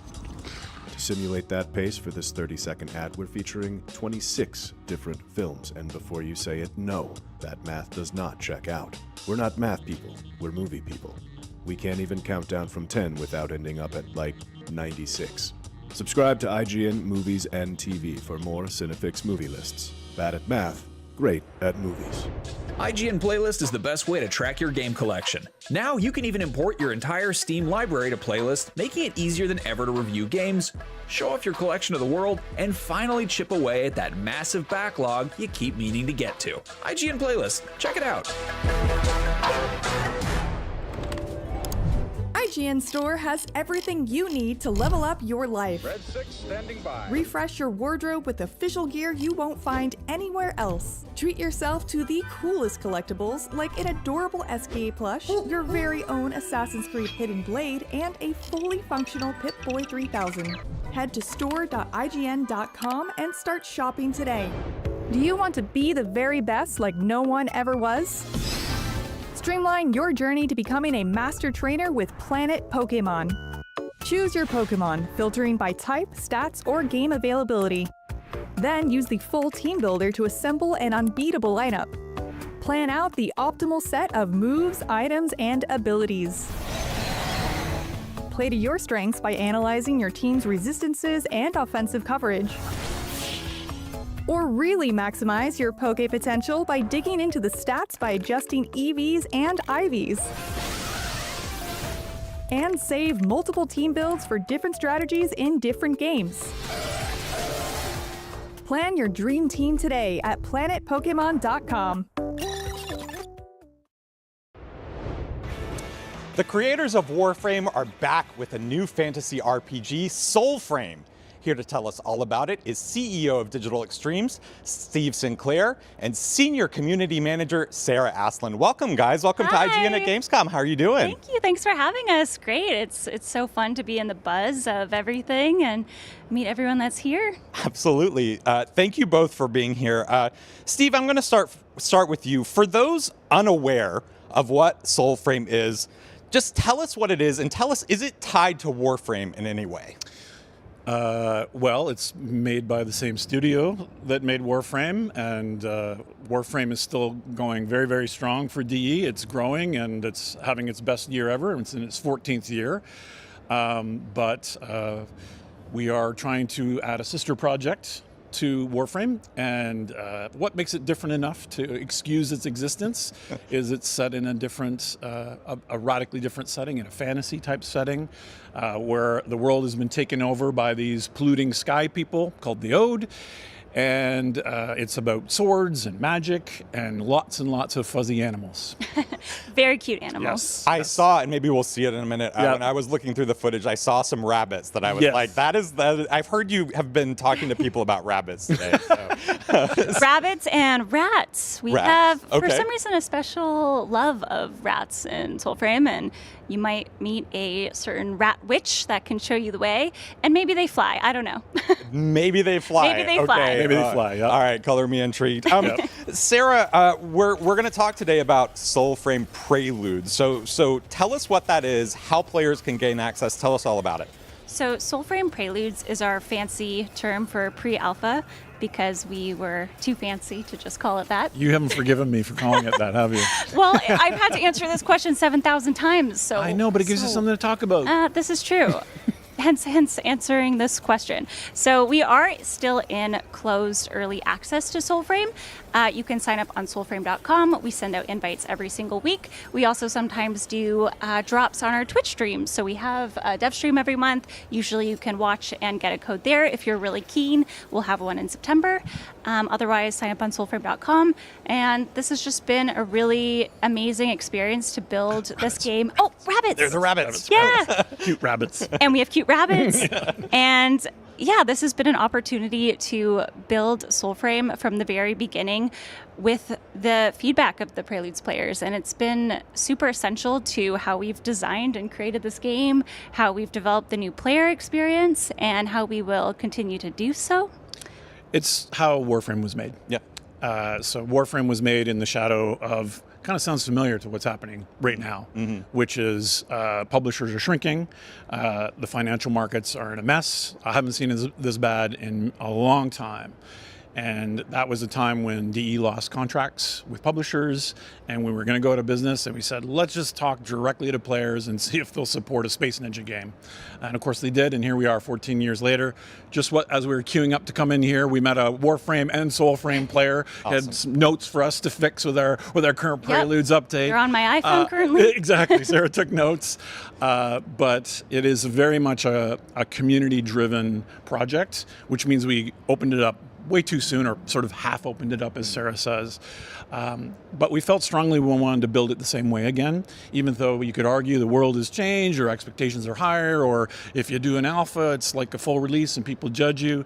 So we're kind of bearing the brunt of some of that judgment, but we feel it's essential to the way DE works, which is to build a community at the same time you build the game. And that's what's cool about Gamescom, is you get to come with face to face with those players. That's right. Now look, I see here Preludes 16 is adding a ton of stuff to the game. I don't think we have time to go through everything. You just have, it's packed with new things. But Steve, I'll start with you. Just tell me some of the things that you're most excited about for players to see with this. Raising a puppy, raising a wolf puppy. And the cool thing about raising the wolf puppy is the things you do affect the outcome. So if you want to have a very awesome guard dog, then bring it into combat with you. If you want to have a lovable, adorable pet that will boost your vitality, then play with it and cuddle with it. If you want it to find treasure for you, play fetch a lot. So it's a really cool little mini system within Preludes. And then eventually it grows up into this big thing right here. But we're starting first with raising the pup, which is connected to Fable within the game already. We are bringing in fishing, which all the stuff that we did at TennoCon. You meet the Sky people, you got Ben Starr singing an opera, you got the number one thing. You got Jennifer English, like, blasting as the Empress. Nope, everyone's cheering for fishing. Yep. So we have the fishing system coming in as an early release with a bunch of it's basically just a whole new mini game that's connected to the larger game. And we got a weather system coming in, because I'm a big Red Dead head. So that really changes up the game. It actually affects how the game operates. If it's a lightning storm, then all your voltaic damage is boosted. After rains, the resources are boosted that are natural and organic resources. And then the last one, which we just got torn to shreds by our Envoy Preludes player, was when are you going to fix the tempers system? And we're actually 16. Yes, and we're actually fixing some of the issues, the balance issues with that. Sarah, I also wanted to ask, I hear there are a ton of new weapons and armor and things like that. You have new weapons coming, which will be really exciting hand in hand with the temper rework as well. And new armor. Every single update, we always try to add more of this and more content to get while you play with these new systems in game. And also, I was thinking we could announce the name, because we decided on that this morning. Please do. I didn't ask him if I could do this. Yep. So I mean, Go you're ahead. the CEO. So okay. Go ahead. Soulframe Prelude 16 of Hook and Hound. Hook and Hound. There you go. See, a little Fishing wing- and puppy references. Yes, Excellent. yes. That is incredible. Thank you for sharing You that. heard it here first. Awesome. So I want to stick with you for a second. So you mentioned this a second ago, but you debuted a ton of new content at TennoCon last month. Oh my so God. you talked a little bit about it, but tell us, I mean, obviously that was a big moment for you guys. Tell us about some of the things you showed there. So at TennoCon, we shared a demonstration of an upcoming Soulframe, I almost said Warframe, upcoming Soulframe Fable War Songs. This is taking you into the origin story of your envoy. You start to learn a little bit more about the background and why you're here. Things kind of begin to make sense in a way they didn't before. And this is going to come out in an update, hopefully by the end of this year. We did say fall-ish, Yep, so we said fall-ish. there's an asterisk there. And it will also include the long-awaited mounts. So again, mounts will not be coming in Prelude 16. That is just the beginning of the system in mid-September. But stay tuned for the end of this year for War Songs, mounts, and this beautiful story that we are so blessed to have Ben Starr and Jennifer English voice act. Very, very cool. Who doesn't love that? Steve, we talked a little bit about this before, but I want to dig into it some more. With a game like this, obviously, community is paramount, right? It's of utmost importance. So you mentioned you all have been taking direct feedback to some people on the Gamescom show floor, which is Minutes really ago. cool. Y'all are at places like TennoCon and things like that. Tell me about the importance of engaging with the community on a game like this, whether it's at something as big as Gamescom or if it's just in day-to-day other forums. Yeah, and I mean, so on the Warframe and Soulframe side, we're going to Korea to do a dev stream from there and have direct contact with our players there. We're going into China as well for a Tenno VIP. So we do a lot of travel to do small events and meet with 100, 200 players on Warframe side. We're sending Soulframe people now to this as well. Obviously, there's a bit of audience crossover. To be honest, way back when we started this, it was the only thing that we could do to distinguish ourselves because everything was so closed. You didn't talk directly to a developer, you didn't talk directly to the community. Everything was massaged, PR, control the message, damage control. You're speaking through an intermediary. So we thought, well, if we're going to go this alone, we're going to let people speak directly to the creators, and we're going to create hopefully not a parasocial relationship, but a relationship with them where we respect their time, we respect the energy and the commitment they put into the game. 14 years, like meeting people that have been playing when they were like kids, and now they've gone through university, and now they have careers. And I'm a programmer. I was like, whoa, that doesn't make me feel old at all. But at the beginning, that felt like other people weren't doing it. Yeah. And so that is part of, I think, kind of the culture that we have at the company, which is to take that really seriously. We didn't really know what it meant when we started it. We're like, yeah, we're going to take direct feedback from the players, and we didn't know we were going to experience total ego death. But now that's continued, and we want to keep that going with Soulframe as well. In Preludes, it's been rough for some players. We redo a system, or we introduce something that makes them worried about, it's too grindy, and that sort of thing. And I think it's the reputation we've built to say we're going to listen. If we don't get it right, we'll make it right. And that's going to continue for Soulframe as well. Absolutely. So before I let y'all go, Sarah, I want to end with you on this. We've talked a little bit about this. Y'all have big plans for Tenno VIP and South Korea. Yes. We're not asking you to spoil everything, of course. You already gave us a great announcement here. But what can you tell us about that event? It's coming up very soon. Yeah, so Warframe has been kind enough to let us have a brief moment. 4 or 5 minutes. But it will be the first time that we showcase some of this pup bonding progression, some of the fishing, and some of the cool stuff, actually snippets from in-game from Soulframe Prelude 16. Of Hook and Hound. Yes, sneak peek. That's incredible. Yeah. Look, we're going to go in just a minute, but before we do, I always like to ask people about this just really briefly. Steve, I'll start with you. Sure. This game has a lot. Is there one thing, Not you enough. as a player, not enough, as a player or a fan, is there one thing you're most excited for fans to see?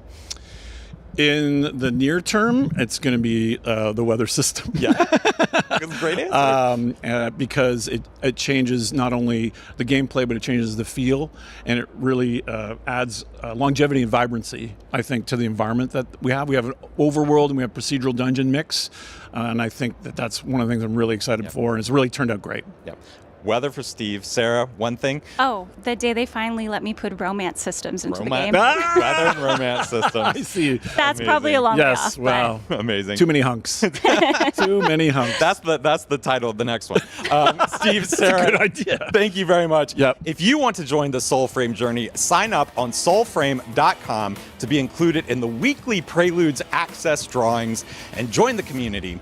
You can also tune into Soulframe's dev streams on Twitch for access to Soulframe Preludes by linking your account and watching the stream for 30 consecutive minutes. Be sure to check out the Tenno VIP dev stream on September 4th, live from South Korea on Soulframe and Warframe's YouTube and Twitch channels. And for more on all things Soulframe, stay tuned to IGN.com. Thank you very much.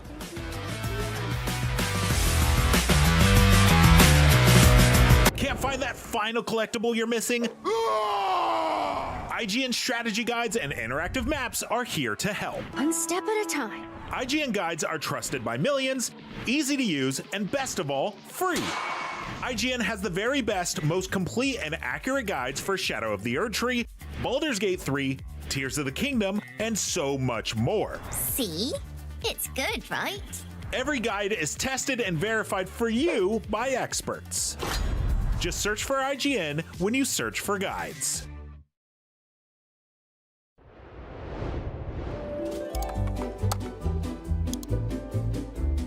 IGN Plus is where your adventure begins. What are you selling? Plus is the place to get unlimited access to all the tools you need to beat your games. Here's what you need to know for bringing down Gloomspawn. Plus, awesome exclusive discounts on IGN Store.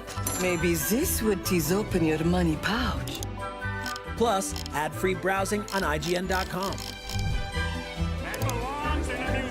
Plus, unlimited game help tools like premium interactive maps with your own custom map markers, filters, marker notes, and more. This will come in handy. Plus, access to sweepstakes, giveaways, and free game keys. Wow! Exactly. Want more? Head to IGN.com/plus and start your adventure today.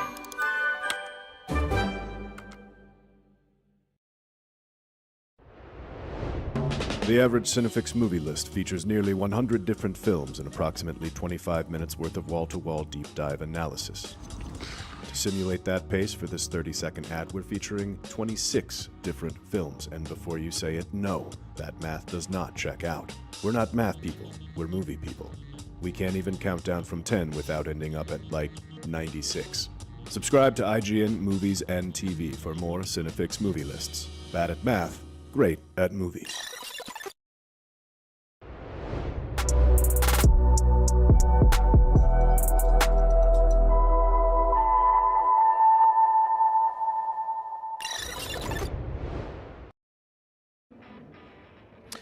You're rocking with Gamescom Studio here on IGN. I'm a simple man. A video game lets me travel to a distant planet and fight big, terrifying creatures. I get excited, and luckily Alien Deathstorm is going to let me do exactly that. Here to tell me all about it is Ben Fisher, head of design on Alien Deathstorm. Yo, what's up, dude? How's it going? Thanks for coming by. Yeah, no problem. So give folks a sort of overview, big picture about what this game is. Okay, Alien Deathstorm is an action horror, sci-fi shooter set on an off-world colony gone wrong. The player plays as an engineer who's been sent in to try and resolve the situation.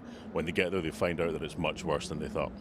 So in terms of survival horror, it feels like you're a bit more on the front foot in this game. You're not necessarily scampering around in the darkness, running out of flashlight batteries. Like, you're out there killing. You're fighting back. Yeah, so the most interesting thing we found in the game is it's got a real a sort of balance between quiet, tense anticipation moments where you're exploring, trying to understand what's gone wrong, balanced out by these huge climactic battles. And the enemy population is procedurally generated around the player and their actions, so no two playthroughs will be the same. Oh, that's awesome. I had no idea. What made you guys decide to do that instead of having like specifically scripted moments? Was that pretty much just for the surprise element? Well, at Rebellion, we really favor games that have like sandbox freedom for the player. So you've got a clear goal, and then you've got as much freedom as possible to achieve it. Typically, horror games are much more choreographed, so that you can like build in anticipation and build in jump scares, but that means that you can play them once before that's spent, essentially. Yeah. So we like to encourage replay. We like to encourage players to have a different experience every time they play. So the only way to do that was procedurally. So what the game does is monitors the player's exploration, monitors how they're interacting with the world, and as the player's exploring and poking around in sort of sandbox environments, they attract attention to themselves. And every now and again, a climactic battle kicks. Yeah. You guys worked on the AVP games, and this is basically you taking a lot of ideas from those things, but going, we're going to go with a brand new story here, a brand new approach. What was the decision there to sort of kind of strike away from a licensed IP and just be like, let's go nuts with our own thing? Well, now we make games that are exclusively our own IP. Yeah. So Rebellion likes to make games that we can do what we like, essentially. So if we were working on a game that was someone else's IP, you've got to ask permission. You've got to make sure you fit the brand guidelines of what already exists. And we like to work in a very kind of iterative, collaborative way. And that means the most interesting stuff in the game has emerged over time. It's not things that we wrote in a document and then you just make the game that's on the document, right? So the Deathstorm itself is an element in the game that has emerged over time as being like a key part of the identity. I love the title of the game, by the way. It's like when you see Texas Chainsaw Massacre or something like, yep, there's an alien death storm. I'm in. Yeah. Speaking of which, like the aliens themselves, the creature design of this game looks really cool. And I think what I love about what I've seen so far is I haven't gotten a really good glimpse of them because it's dark, there's storms happening, there's weather conditions and all this stuff. Tell me a little bit about coming up with the creature design, the scale of them and all that, because we're seeing stuff that's, you know, scurrying across walls and ceilings, but then there's some big mother F words in there too. Yeah, so like to talk about the sort of wall crawling, scuttling aliens. Yeah. By making our own IP, we can choose how big they are and how they behave and make them easy to shoot as part of the game and those sorts of things. We wanted you to feel like you were being hunted by real predatory animals. Oh, man. So it's not like just all-out run-and-gun shooter, but it's a fight for survival. You know, they're powerful, you're powerful, and it's tense and difficult to survive the situation. So a lot of the time, it's as smart to run away from the fight as it is to actually get stuck straight in. Are there any sort of like classic movie monsters or creatures from like TV shows or even books that kind of inspired some of the alien designs in this game?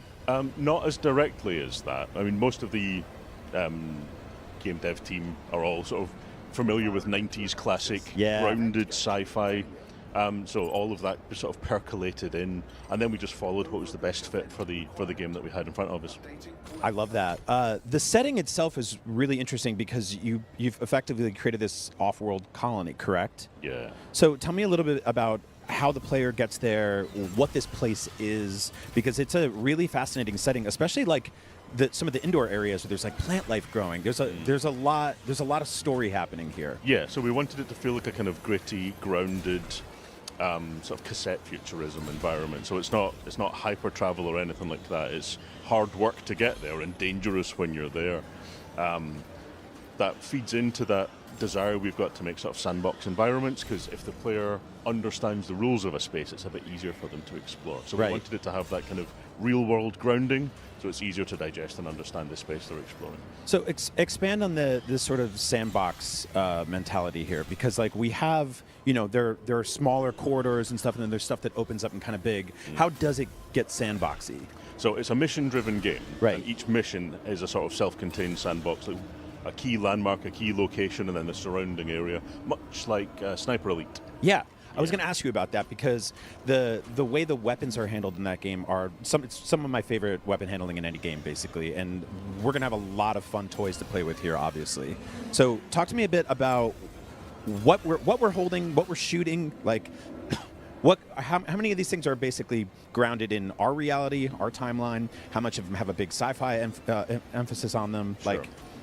So the weapons that you see in the demo, we've revealed 3 of the weapons and a couple of the pieces of equipment available in the game. We wanted the weapons all to have that grounded, gritty, sort of inspired by the real world, just ahead in the future a little bit, that sort of atmosphere. Because we felt we found that made you feel more exposed, more immersed, and therefore like the threat of the aliens is much more powerful. So the weapons themselves are inspired by real world weapons. They are upgradable by the player at sort of 3D printing stations, essentially. So you can swap components to tune the gun in a direction that you want to play. So it's all about tailoring your play style, what kind of strategies you want to deploy to try and survive combat situations with aliens. So you won't be like funneled into using specific weapons for specific moments for the most part, right? That's like correct, you have a lot of flexibility there. Yeah, I mean, we don't know what moments are going to be there, right? Right, so that's true. Every time you play, if you play the same mission twice, you'll get drastically different experiences with aliens. If you play the game co-op with a friend, you're going to get different population again. I really love that because it's, you know, I tend to play very kind of up close and personal. I love the sci-fi shotgun approach that we've got going on here. Yeah. But that's not going to help you in a lot of scenarios, right? Sure. You've got to... all of the maps are built in a sort of interconnected, slightly sandboxy way. So there's never a really, really defensible position. So you have to tailor your strategy to the situation you find yourself in. So make sure you're adaptable, make sure that you're playing in your preferred play style, but also be smart about it, be observant. When did you know, when did the team know that this felt like it was kind of cooking on all cylinders? Like, you were like, all right, we got the gunplay down, we got the environments down, like, we got this vibe going on right now. Like, when did everything start to really click for you guys? There were two sort of key elements that made it really feel like it was clicking. One was when the dynamic population started to really pay off, really started to work. So you don't know what encounter is going to happen, but the cadence of it feels right. And then the other was the way that we handle objectives in the game. So it's a non-traditional way of doing objectives, inspired by the work we did on Atomfall, where it's framed more like you're a detective and you're using a journal to track leads, essentially. Which, nice work. I love that game, by the way. Thank you. What we did in Alien Deathstorm is, as an engineer, you've got a tool we call Squire, which is kind of helping you diagnose the locations you find yourself in to sort of find out what's wrong with the hardware, and you can try and fix it. So there's a little bit of like puzzle solving to completing objectives. The reason that we do that is that it splits the player's attention. So that's a great way to build up anticipation when there's a fight going to kick off, because you're thinking hard about how do I get this place up and running. Yeah. And then you hear the howl of some approaching aliens and you go, oh God, I need to think about that now. Like, I love that split is just so much fun. Yeah, yeah. You guys have played with gore and violence in very creative and very clever and just very brutal, kind of over-the-top ways. I always appreciate that. What can I look forward to here in terms of that element? Like, obviously, we know there's going to be horror. There's the survival element. You're blowing stuff up, and it's, you know, blood and guts and pus are coming out here. Tell me about the gore in this game. Okay. I mean, in some situations, some enemies will burst, and your visor will get covered in gore, and you have to wipe it away. Yes. And similarly, when you're out in the storm, you know, the air is full of horrible stuff, so it's gradually accumulating on your helmet. You have to wipe that away as well. Wow. So it's all part of this desire to make it feel immersive and really drive the player into feeling like they are there and they are surviving. That feels like a evolution of like the first time you felt frost on your visor in Metroid Prime or something like that. Sort of thing, yeah. Awesome. Yeah. So the rainfall sounds different depending on which direction you turn in your helmet, and all those sorts of things. Really immersive. Oh man, you guys are having fun. Yeah, definitely. That is awesome. All right, so we talked about the sort of the dynamic element of playing through these levels. Enemy placement is different. Things are going to surprise you in different ways. That was one of my questions in terms of replay value, but there's also difficulty, right? Yes. There's the idea of going like, you know, you want to go in there and you're like, I'm not very good at this game. I don't like horror. I don't like survival. Not me, of course. I love that stuff. But other players might be like that. And then there's people who might be like, give me the hardest situation possible here. So what's the plan with the difficulty scaling? So this is a real advantage to doing dynamic procedural population. Right. Is that you can scale up easily for the number of players, how well they're surviving, and you know the experience should tailor itself around them. We also believe in what we call play styles on Atomfall, where it's not just difficulty, but it's also like the difficulty of different elements of the game. So let's say you want a run and gun shooter, you want loads of aliens, you don't want to think about your next objective, you just want to pile through, you don't want to care about ammo scarcity, you just want, you know, visceral combat. We give the player that option to tailor the game as they see fit. Essentially, we start the game with a kind of like recommended serving, right? Like a suggestion of what we think is the most interesting balance, but we completely believe in it being like the player's experience and they can do whatever they please. I really, really love that. The idea of playing through this game like multiple times on increasing difficulty levels, and I've got different monsters jumping out at different parts, scaring the crap out of me. You're doing it right. You're doing it right. Good work. Any last words on Alien Deathstorm? When can people play it? It's spring 2027, and I really can't wait for people to get their hands on it. All right. Last thing, tell me about this. What is happening here with this guy? This is a hammer crowbar, right? Yeah, so this is the player's melee weapon in the game. This is what they use to fight off aliens, but also it's good for a bit of percussive maintenance to survive in there. If you're trying to fix some sci-fi hardware, you smash it with a hammer. Oh, I love it. I love it so much. Dude, thank you so much. I cannot wait to play Alien Deathstorm. It looks absolutely awesome. We've got lots more Gamescom Studio coming up right here on IGN, so don't go anywhere.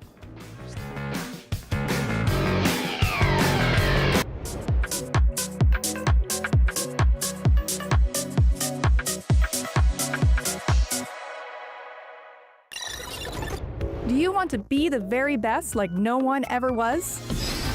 Streamline your journey to becoming a master trainer with Planet Pokemon. Choose your Pokemon, filtering by type, stats, or game availability.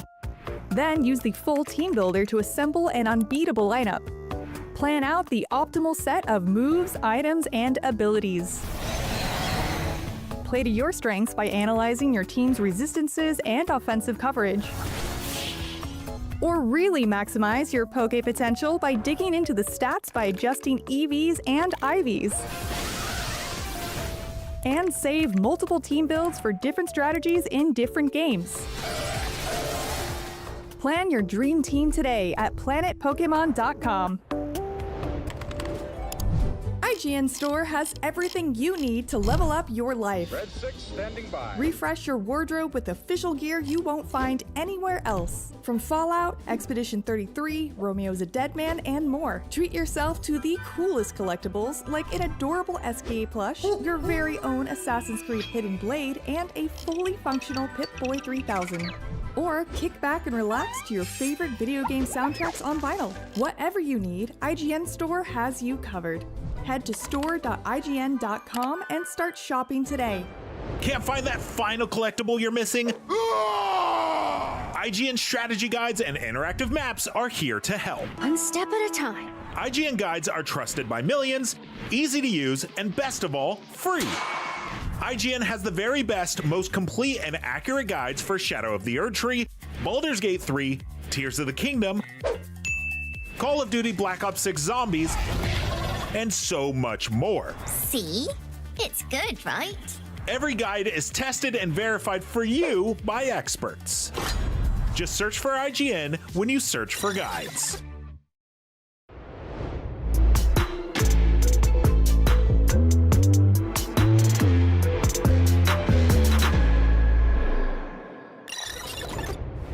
Thank you for joining IGN's coverage of the biggest gaming convention, Gamescom. Coming up, we'll have a look at a trailer for Once Human, we've got an exclusive interview of Metro 2039, plus we'll take a look at Tomb Raider Legacy of Atlantis. But first, let's check out a trailer for Valor Mortis. Bonaparte says he brings enlightenment to the places he conquers. I know some of these faces. Friends. Comrades. Now their eyes are hollow. Empty.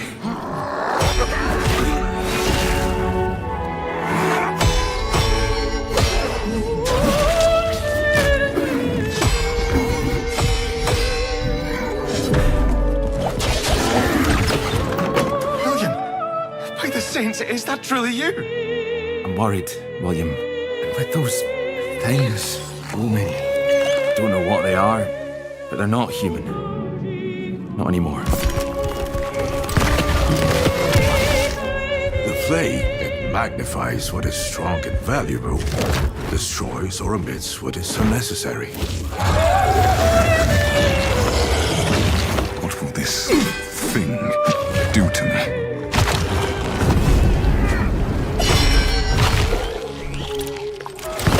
Only mad monarchs turn their kingdoms to ashes. I do not think you insane, William. But even if you were, madness may be the only sane response.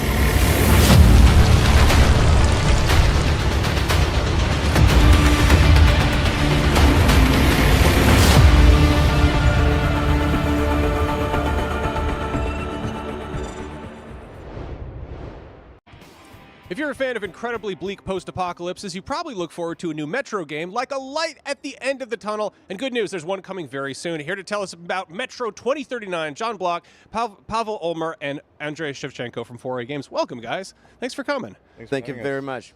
You have one of the best-looking games of the show. This game looks absolutely stunning. People are genuinely impressed by it. There's one bit of confusion. Is it open world? Is it open like Exodus was, or is it kind of returning to the more linear stuff of the previous games? I feel like there's been a lot of chatter online trying to figure that out. It's kind of a mix. We're trying to find the right balance again. We want to go back to the roots, to bring back a lot of the deep, dark, spooky, scary, oppressive tunnel feelings from the original Metro 2033 and Metro Last Light, but we don't want to lose everything that we brought to the table with Metro Exodus. So we found a new way to balance between classic Metro and all the new stuff into a new formula that we think is going to work really well.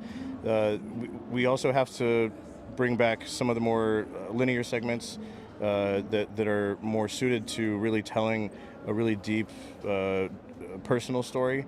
This game is more about the stranger, about the protagonist, his journey, his past, everything he's gone through, his troubles, the things that torment him. And in order to do that, in order to really make an immersive story that carries the player through it, we have to bring back a lot of those elements. Yeah, so the world is wide enough, but just wide to keep on with the main story pacing. So, yeah, and we are kind of balancing between all our great experience we already get. We know how to play with the huge spaces. We know how to play with the volumes. And for sure we know how to play with linear stuff, because it's a story-driven game, and to drive the story we need the linear parts to catch the player's feeling right in the moment and use it. But one of the important things that obviously from Exodus was wide exploration, and even in the linear sections we've tried to make sure that there is always exploration. There's always opportunities to go down that other path, to find some loot, to find a door to open with some of the new tools that we have, like the cutting torch or the breaching charge, to solve a puzzle with the new UV lamp that lets you see different, UV paint, like different hints in the world that allow you to find new things if you really want to explore. Nice. I was going to ask you to rattle off some new features, but you beat me to it. Now let's talk about the stranger, this new protagonist. What's his role, and I guess how does this fit into the larger Metro narrative? Is this a good jumping on point for first-time players? Absolutely.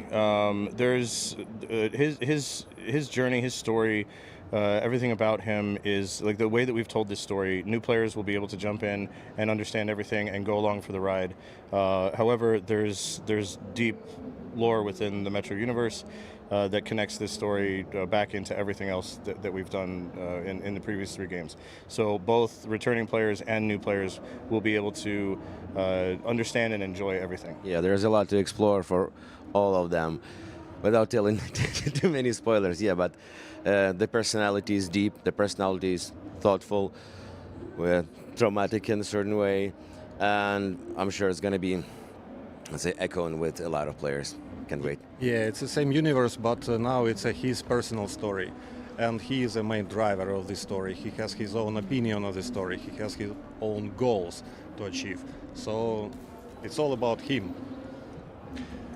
Can you tell us more about him? Because I feel, he's called the Stranger. I feel like you're kind of, playing it close to the chest there. But can you give us the basics of sort of how he comes into this universe? Short answer is no. Okay, fair enough. We're holding back story details for now. Okay, that's fair. That's fair. Players will appreciate it. We've got some wonderful creatures here. Can you tell us a little bit about enemy types beyond the usual, so human ruffians? What you're seeing here now is the classic. Well, you did see it. Is the classic Nasalis.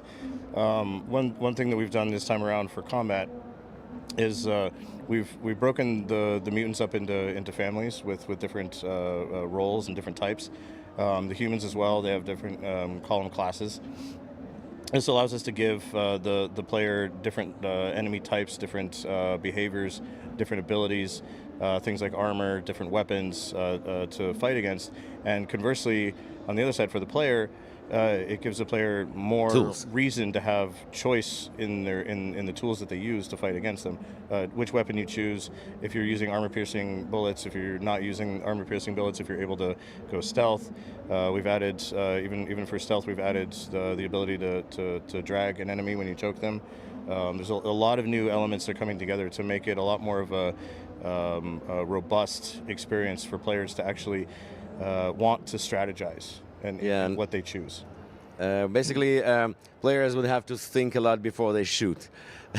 And also, we're turning back the bullet as currency, as it was in the original games. So now we're like combining this with the crafting mechanics. So, but in general, yes, with the variety of bullets for different guns, variety of tactics, players would really need to think through how to approach their enemy and in different circumstances. Yeah, and like always in a Metro, avoiding the combat, it's another strategy for you and for player. So save your bullets, save your filter, save your time to survive. Yeah, I get the sense this is the kind of game that if you go in guns blazing, that doesn't usually end well. It's kind of not really the ideal approach there. That said, you've got some great new weaponry here. Can you tell me a little bit about what's new with weapon crafting and modification? Well, that new weapon that we just saw right there, that's the player's that's the player's new special weapon. It's unique to him, and we call it the Shatoon.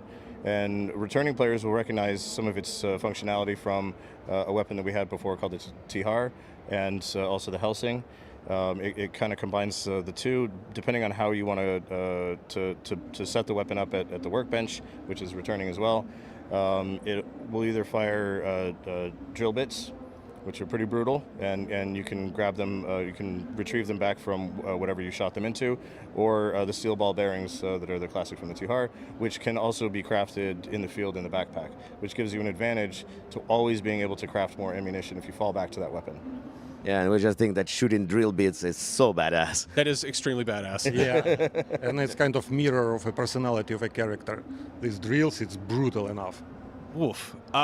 Now, for players who really want the most hardcore experience, do you have any new kind of higher difficulty options or accommodations for people who just really want to get their asses kicked? Oh, absolutely. For those who like to suffer, they will get what they ask for, 100%. Yeah. We're always known for adding those difficulty levels. Absolutely. Yeah, people love that. I mean, it's a game where you can just run out of breath and die. That's as easy as that.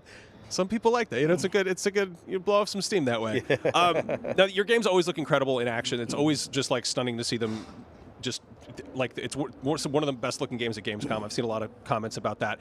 Is there a particular sort of visual detail that you would like to call out personally, or is there like one little thing, like a mundane element graphically that's really hard to get right that people might not notice? I'll start. In general, the most achievement and in all the directions, including the visuals, is our engine. So the engine that makes it all possible.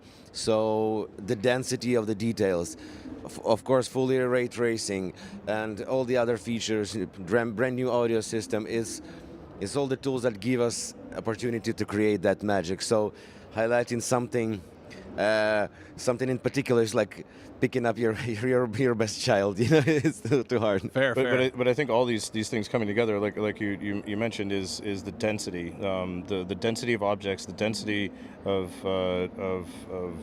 detail, the density of audio, the density of literally everything we've been able to increase to take a lot of the restrictions away from our artists and animators and designers and sound designers. To be able to really push the limits and really push the bar again. Yeah, it's genuinely impressive.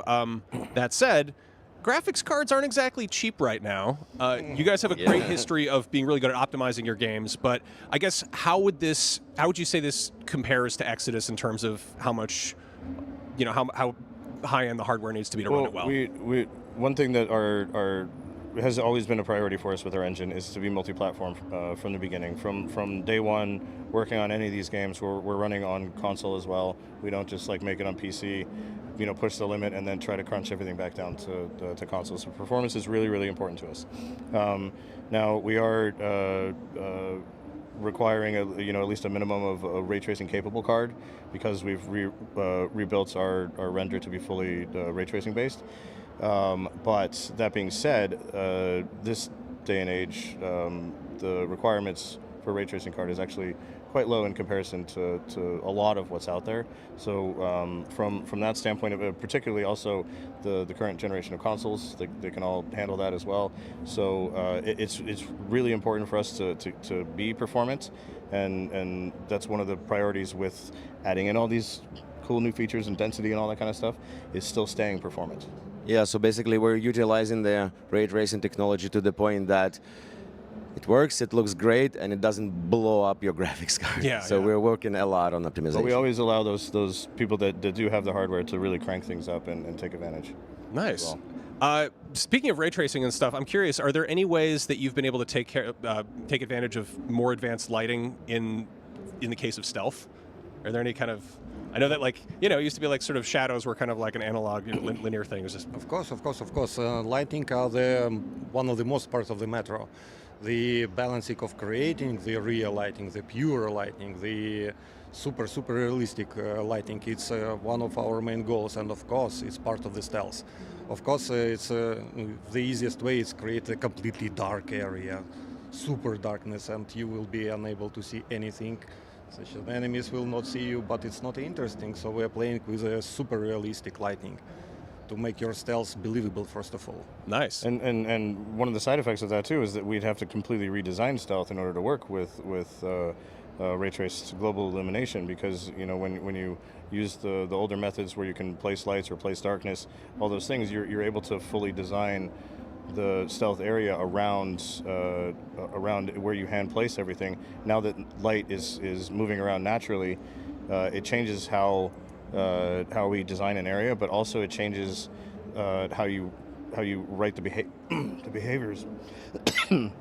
Sorry, how you write the behaviors and how enemies can detect you, because all that has to change. So you have to completely rebuild how that works. Damn. Yeah, I mean, you guys have clearly been very hard at work, so thanks for taking the time and showing this off. Thank you. Metro 2039 is hitting PC, Xbox Series, and PS5 next February, but right now there's more Gamescom coming up, so stick around.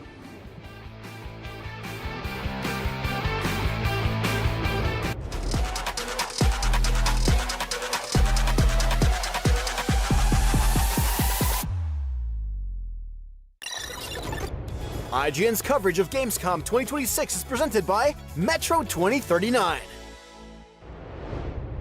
The average Cinefix movie list features nearly 100 different films and approximately 25 minutes worth of wall-to-wall deep dive analysis. To simulate that pace for this 30-second ad, we're featuring 26 different films, and before you say it, no, that math does not check out. We're not math people, we're movie people. We can't even count down from 10 without ending up at, like, 96. Subscribe to IGN Movies and TV for more Cinefix movie lists. Bad at math, great at movies. Can't find that final collectible you're missing?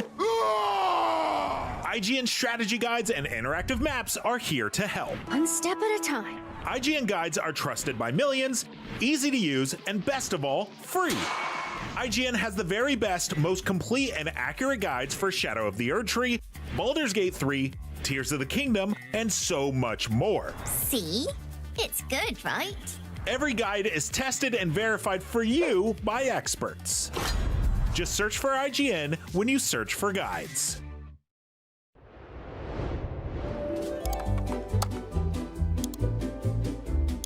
IGN Plus is where your adventure begins. What are you selling?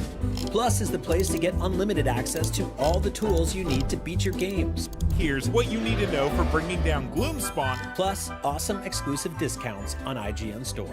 Maybe this would tease open your money pouch. Plus ad-free browsing on IGN.com. Plus, unlimited game help tools like premium interactive maps with your own custom map markers, filters, marker notes, and more. This will come in handy. Plus, access to sweepstakes, giveaways, and free game keys. Wow! Exactly. Want more? Head to IGN.com/plus and start your adventure today.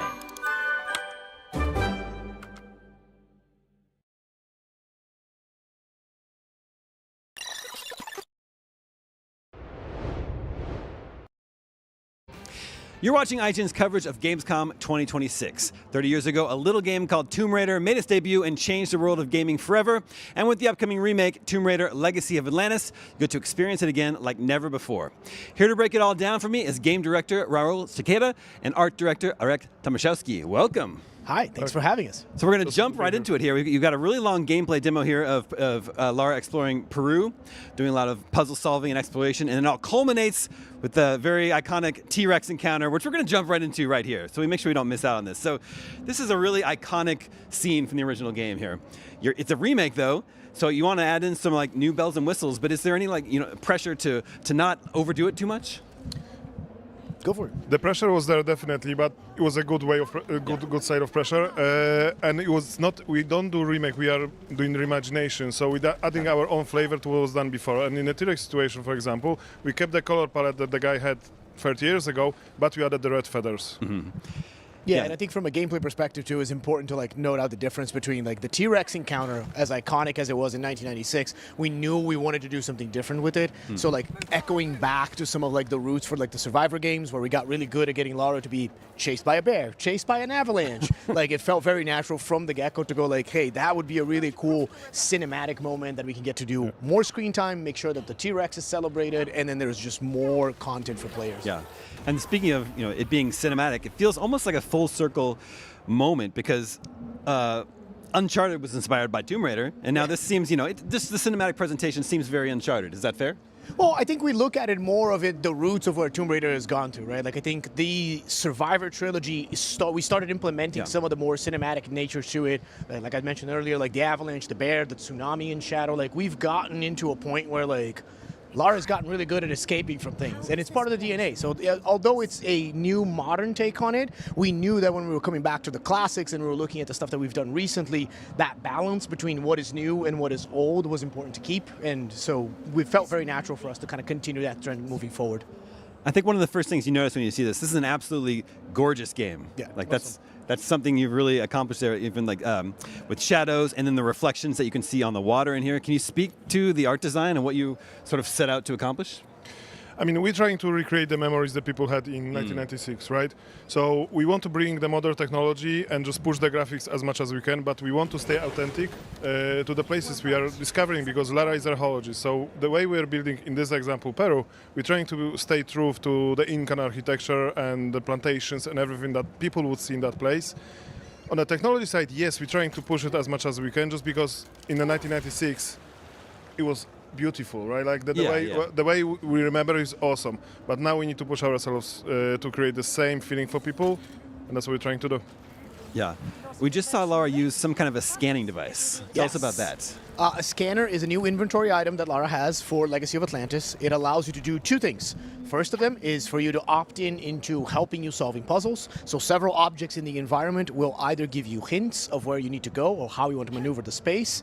And a secondary function to it, it allows you to give a little bit more information about the lore or about the world within it. We separate the two of them, so if you're the type of player that wants to explore at your own pace and you don't want specifically hints on how to solve a puzzle, you can completely ignore it and not engage with it. And the objects in the world that are marked for puzzles have a different coloration than the objects in the worlds that are marked for lore or world building. I have to call out one of my favorite parts of this demo just happened when she falls down into the water and does that context-sensitive animation of just sort of a pencil dive. Yeah. That looks so cool. Thank you. How are you sort of thinking about adding in those little touches while you're just designing the game? I mean, we want to recreate those little moments when people just enjoy themselves when they play in the game, and in this example is one of them, but there's many more, and we have different animations of jumping to the water as well, from a different height. So it's depending from what height you are jumping, there's a different animation to Lara. And we have a lot of those little details within the game. Yeah, the way that Lara moves is very important for us. Yeah. So we always wanted to know that beyond the acrobatics and the different flourishes that she can do, we wanted to make sure that that was represented and it felt very natural, both for you to watch as a player, but also so that you can perform when you're on the sticks. So you can do the handstands, you can do the acrobatics, all the stuff that became very classic from 1996. We wanted to bring it back and put it in its best light. You had mentioned the Survivor trilogy earlier. Is her pickaxe tool, is that something that you brought over from those games? Yes, obviously it's not as present as it was in the Survivor one, but we were always finding interesting ways of using it. Obviously we saw her use to break one of the walls. There's a couple of other interactions here and there throughout the game that you might recognize it. But it was important to us to make sure that things that have been done in the previous games were celebrated. I think we said that a couple of times, but we want players to know that this is the same Lara that was in the Survivor trilogy, and it's all part of the same connected universe. So if she had an axe back then, it makes sense that she still has an axe. Yeah. She also has this grapple tool. Yes. What's the name for that? And can you just talk about that? Oh, well, it's the grapple cuff. Okay. Yeah, Grapple cuff. because Okay. it's on her cuff. But yes, so like a- grapple is one of those things that allows us for several different things. In interacting with the environment, like moving around the cog puzzles is a good example of it. But it's also a great traversal tool. So you can use it to swing through certain parts of the game to reach ledges and places that you couldn't before. And one of my personal favorites, you can use it to rappel. So you can anchor to a point and go up and down in several different ledges, which allows us to get a lot more freedom in how you explore the environments. A lot of these levels are very vertical based, so having a bunch of different ways for players to navigate was very important for us. Does she have these tools at the start of the game? Yes. Okay. Interesting. I think you've spoken about how you've tried to update some of the puzzles to make them make a little bit more sense in the context of the world, rather than just, you exploring this ancient tomb and, oh, there's this strange machine here.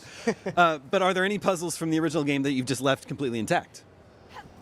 We did not, because it's our imagination. So we want it to be believable. So like with the cock puzzle in this case, we created the whole ceremony and the whole narrative part about why this cock system is in there. So it makes sense. And we are keeping as many puzzles as we can to be respectful to the original one, but we want them to put them in a modern concept. So people understand we don't just put them for the game's sake, we're putting them because that would make sense. And when you are seeing them, you feel like you're discovering something new. We saw that big T-Rex fight at the beginning of this segment. There's also some lesser dinosaurs, maybe they're velociraptors that They indeed are velociraptors. coming up. So we get to see some of the combat. So we can talk to some of the combat. I think you've added a dodge move. Yes, there is a way for you to dodge. It is directly tied to your acrobatics. Again, kind of back to Lara's ability to move around the space in a way that only she can do it. It was important for us that form met factor in that regard. It was really cool in 1996 when we were able to do the acrobatics and do the handstands. But when you try to approach it from a modern perspective, you might think like, well, if you're doing that, that's technically slower, maybe it will influence in combat, so how do we balance the two? So her acrobatics give you an opportunity to give distance, also gives you a couple of iframes so you don't get damage, and then there are other ways that you can navigate around it. We see a very sparse UI here, but I think, have you also said it's possible to just turn it all off? Yes, there is an option in the accessibility menu to play without UI. Yeah, for a little bit more. If you want the full immersed experience, we are always talking about like it was important for the development team that we let you play the game the way that you want to play it. Yep. So if you're the type of, you only want to do dual pistols, you don't want to interact with a lot of our systems, and you want to go no UI for maximum amount of difficulty, go for it. I am excited to see people play it. Yeah, and we had a conversation today with the guy who basically, he wants to play without the scanner, he wants to find the ledges and everything himself, and we have ability to do that as well. Yeah. As people have been seeing this gameplay presentation here at Gamescom, I've seen a lot of comments about her ponytail. Yes. That's something you spent time on to get right? Yeah. No, it's just the time passed. So, that the hair grew, and it's been 3 months, so... Yeah, we showed it in June in Summer Game Fest. Hair usually grows every 2 months, right? So now we're back at the long braid. Yeah, that's just how it works. It's just realistic. Yeah. She is very acrobatic, especially in combat. She can start jumping and flipping around. So, is there a lock-on mechanic? There currently is no lock-on mechanic, no, and that is by design.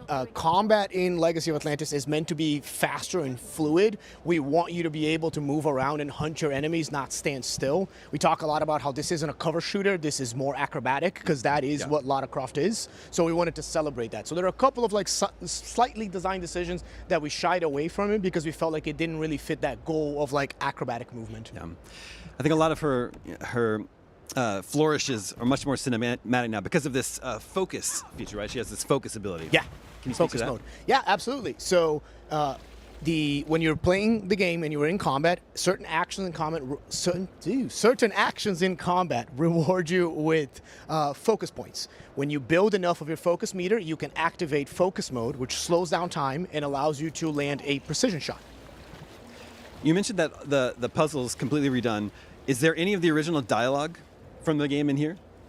In here in Peru? In here or just in the game in general? We have few lines that we maintain from the original one, but the whole script's been rewritten and all the lines been rewritten. So if they are in the game, it's just because we chose them to. Okay. And we have a few hints here and there for fans to find, but in general, the whole script's been rewritten. re-record it with the new actress. Yeah. What would you say this the thing you're you don't want no spoilers, but are there we saw the T-Rex here. Are there other key moments in the game that you're really excited for people to experience again? So many of them. We are actually showing some new footage, some new areas here at Gamescom this week behind closed doors.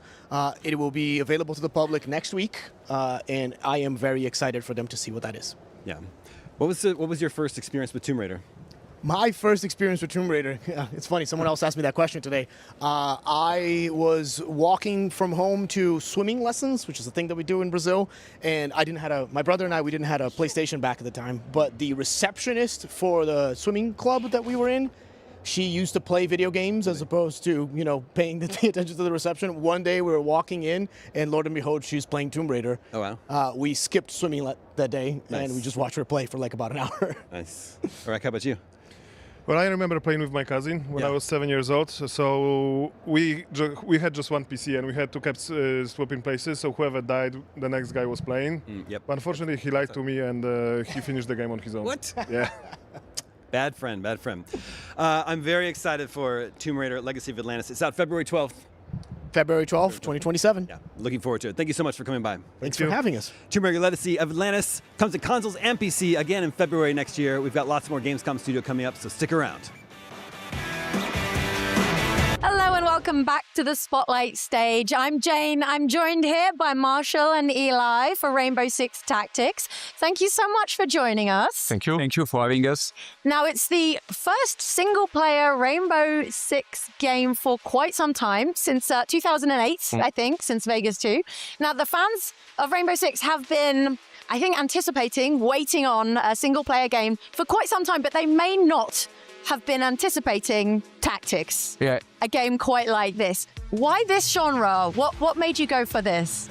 We love tactical game. It's also our expertise. We love the Rainbow Six franchise, and we work on Clancy titles since a long time. So matching the two together was making sense for us, and we hope for players as well. Okay. As I understand it, you're playing as Paul Bishop himself. Where does this game fit, like, in the lore, in the story of like Rainbow Six Siege and the Rainbow Six universe? So Rainbow Six Tactics is part of the narration and global narrative of Rainbow Six Siege. The specific event we are digging into are the one between the year 10 and 11. It's basically just after the destruction of Area 4, the HQ of Rainbow.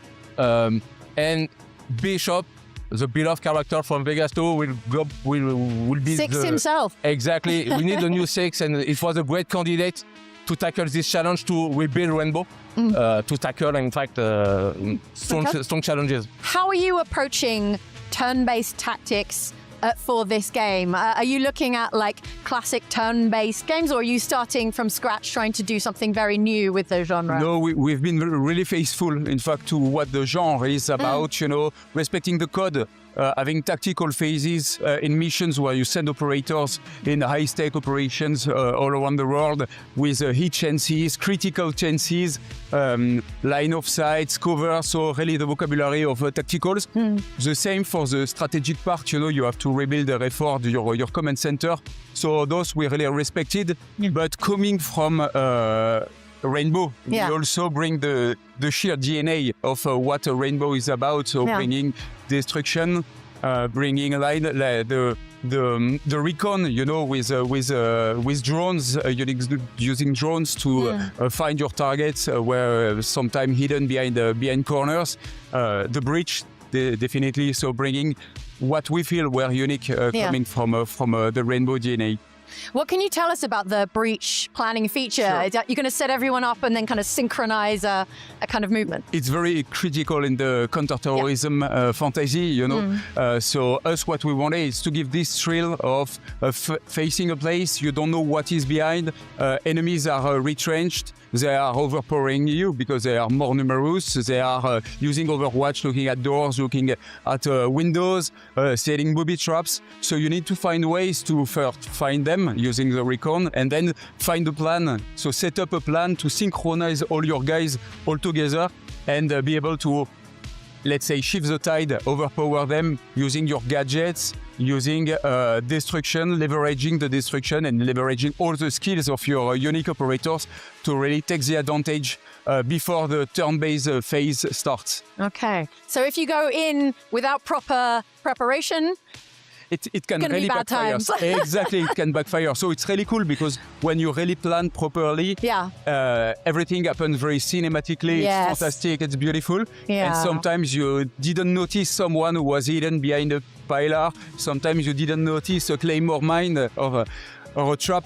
Yeah. And then you look at your plan and everything falls, and you have to readjust, which is the fun part of tactical games. Absolutely. I love it when a plan comes together. What can you tell us about the mission types in the game?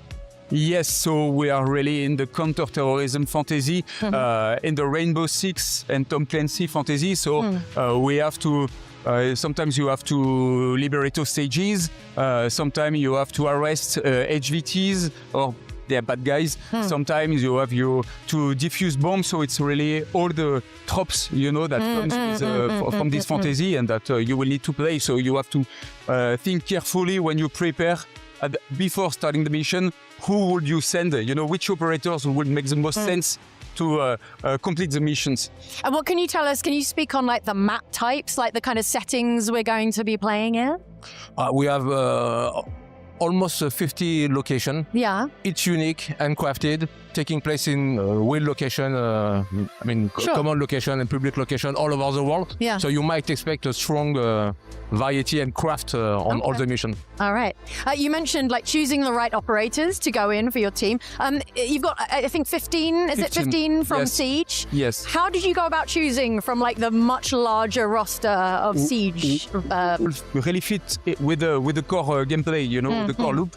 So we really wanted to have unique operators that fit one specific role. So we have guys with the shield who will be in charge of taking down overwatches. Some who will be in charge of more supporting operators. Some will be like empowering operators. Some will be about marksman, taking down hostiles from long distance. It was really about being unique, being like synergizing very well with the other operators, as well as countering the different archetypes. The second criteria was community favorites. For us, it was impossible to not have Sledge, to not have Ash. We have some of the operators who were like the must-haves. Okay, so with like an eye on some of the operators that people are just really going to want to see in the game. Exactly. Okay. How was it adapting these operators, from a different genre into tactics? Like, could you adapt them like for like, or did they have to be changed quite a bit? It depends on the operators. Most of the operators, it was really about capturing the essence of the operators, creating a unique progression tree for those operators. But it was quite simple, in fact, to adjust them. For other operators, we really wanted to stretch them a bit more with our playstyle or gameplay. So, for example, Doc is much more inclined to heal people, to support other operators than in Siege. For Nock, we really wanted to stretch our stealth capacities to really give the opportunity for the players to play differently. For Sledge, we wanted to turn his playstyles around Sledgehammer. So definitely he's a bit less about shooting and more about smashing. Voilà. So sometimes we took a bit of freedom to really capture, I think, more the essence of what the player would expect in our game and the genre. Speaking of Sledge, what can you tell us about like destructibility, about destruction that we're familiar with from Siege? How are you applying that to tactics? For us, it was really, I think, the first feature we prototyped at the really beginning of the game when we were a very small team. It was like what excited the most about building this game. So we wanted to make sure that every cover was destroyable, every wall was destroyable, so it will change the way you approach covering and flanking. When you play in tactical, most of the time the dilemma is about where to go to find the good line of sight but remaining protected. It's absolutely not the case in our game, because every cover where enemies are located can be blown. Every enemy who is retrenched behind the wall and using Overwatch to protect himself, in fact, can be flanked, because you can create new passage, you can create new line like in line of sight by blowing holes. But what is fun in our game is that it goes in both ways. So sometimes you are protecting yourself using Overwatch, you feel that you are defended, and then you see a Rocketeer arriving or someone with grenade launchers and you are like, oh shit, that won't go well. Nowhere is that safe, Okay. basically. So you've got your 15 operators to choose from. My assumption is that we're not going to be having like XCOM style permadeath, because you've only got 15 operators, and we love those operators. They can't go away. So how does it work if someone gets like kind of taken out in action? Actually, so we have permadeath. Oh. It's not an option that is here by default. Yeah. But you can activate the permadeath. Don't worry, we never kill operators. So they are injured, the operation, it takes place in few weeks. Okay. So now they are badly injured, they will not come back for the rest of your campaign. Oh, so wow. They are not dead. But yes, you can experience the thrill of losing Yes. your favorite operators that you will level up. So you will have to find other ways. And once more, it's part of what is fun in tacticals. It's you have a plan, everything doesn't go as you planned, and you have to readapt. You have to rethink your strategy. Sometimes it's about replacing Ash with someone else. Not Ash. I love that. That's so like high stakes. Yeah. That's very, very exciting. Okay, cool. The reveal trailer that we saw just recently has like a very cinematic kind of narrative like aspect to it. Is that something that is that just for the trailer, or are you going deep with like kind of story and cinematic or tactics? It's definitely a major pillar of the experience that we will deliver. We spend a lot of time and effort to try to depict what it is to feel a 6 in a Rainbow organization. It's tough to be 6. It's busy and tense days. You have many decisions to take, and it's not easy decision to take. So conveying, in fact, this tension, this dilemma as 6, working with the staff was a huge focus for us. Apart from that, I won't go to detail specific, but you might expect crises to solve all around the world, decision to make, dilemma. So that's what it is from Rainbow. In fact, Rainbow are a unique member. Anyone cannot be a member of Rainbow. Okay. It's a special touch, so we hope we'll convey with strong narrative support all these elements. Okay, very cool. Well, we're nearly out of time. I will ask, because I know that our audience will be interested. I believe you've told IGN that there's not going to be an in-game store monetization of that kind. Is that correct? Not at all. No microtransaction, no in-game store, but also no season pass, no battle pass whatsoever. There is no DLC planned for the moment. We are fully focused on finalizing the game and deliver a complete, full, enjoyable, and great game. Okay. But we are considering modding support. Okay, fantastic. When can we expect to get our hands on the game? In 2027. In 2027. Okay. Marshall, Eli, thank you so much. Thank you. Thank you. This has been Rainbow Six Tactics. I've been Jane, and this has been the Gamescom Spotlight stage. Come on back for more.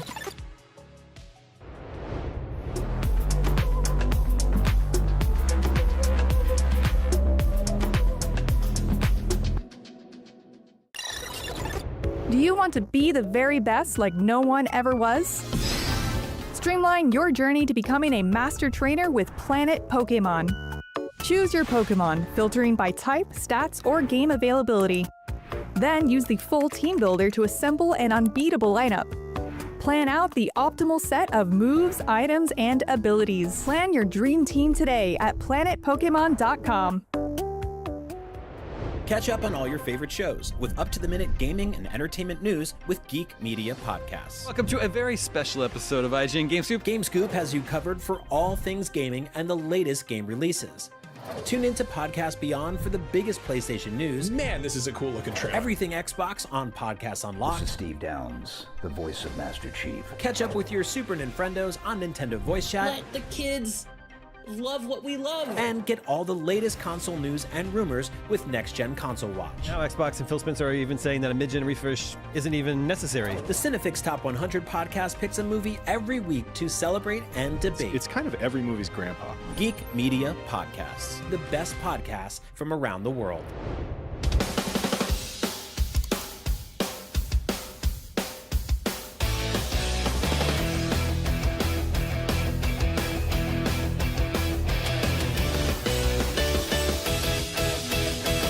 Can't find that final collectible you're missing? IGN strategy guides and interactive maps are here to help. One step at a time. IGN guides are trusted by millions, easy to use, and best of all, free. You can even track your progress with interactive checklists so you know you reached that 100% completion. I will not suffer. IGN has the very best, most complete and accurate guides for Shadow of the Erdtree, Baldur's Gate 3, Tears of the Kingdom, and so much more. Just search for IGN when you search for guides.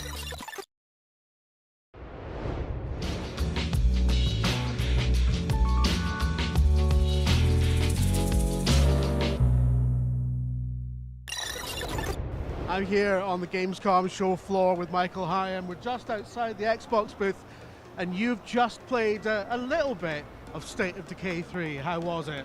State of Decay 3 is real. You know, there's a lot of conversation about the state of the game. Yeah. But I got hands-on with it, played a bunch of combat, got to see a lot of the new gameplay systems in place for it. And I am impressed considering that what I played was an alpha build. It's a very early build of the game, but the thing that stood out to me most with my hands-on time with it is that the gunplay is a lot punchier. It feels like a proper third-person shooter. You know, you think of State of Decay, it's focusing on the survival elements, the community building stuff.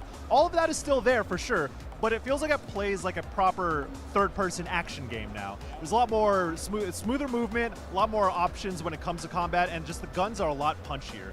And I think that is one thing that is going to help separate it from the previous State of Decays. So I'm very happy to report that this game plays really well.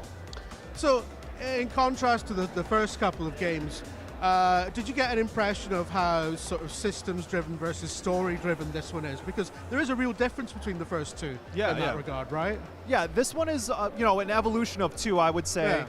And we got to see a lot of how the community systems have changed a lot. Yeah. You know, for example, when you build a facility, instead of upgrading it level 1, 2, and 3, there's different branches in which you can upgrade the facility itself. And they've also expanded a lot of the procedurally generated characters in your communities. Wow, they have a lot more traits that really change how they function. Yeah. And they also have specific behaviors in their specific encampments too. So, for example, there was a character in my community who took up more water resources, so I would have to gather more water to sustain my community because he takes long showers. Well, that's just one of his traits. I was gonna say, I was thinking is he diabetic or? You know, there could be things like that, especially with how intricate these systems are and how wide-ranging they are. These are randomized traits that affect their stats and just the way they change what you have to worry about within your communities.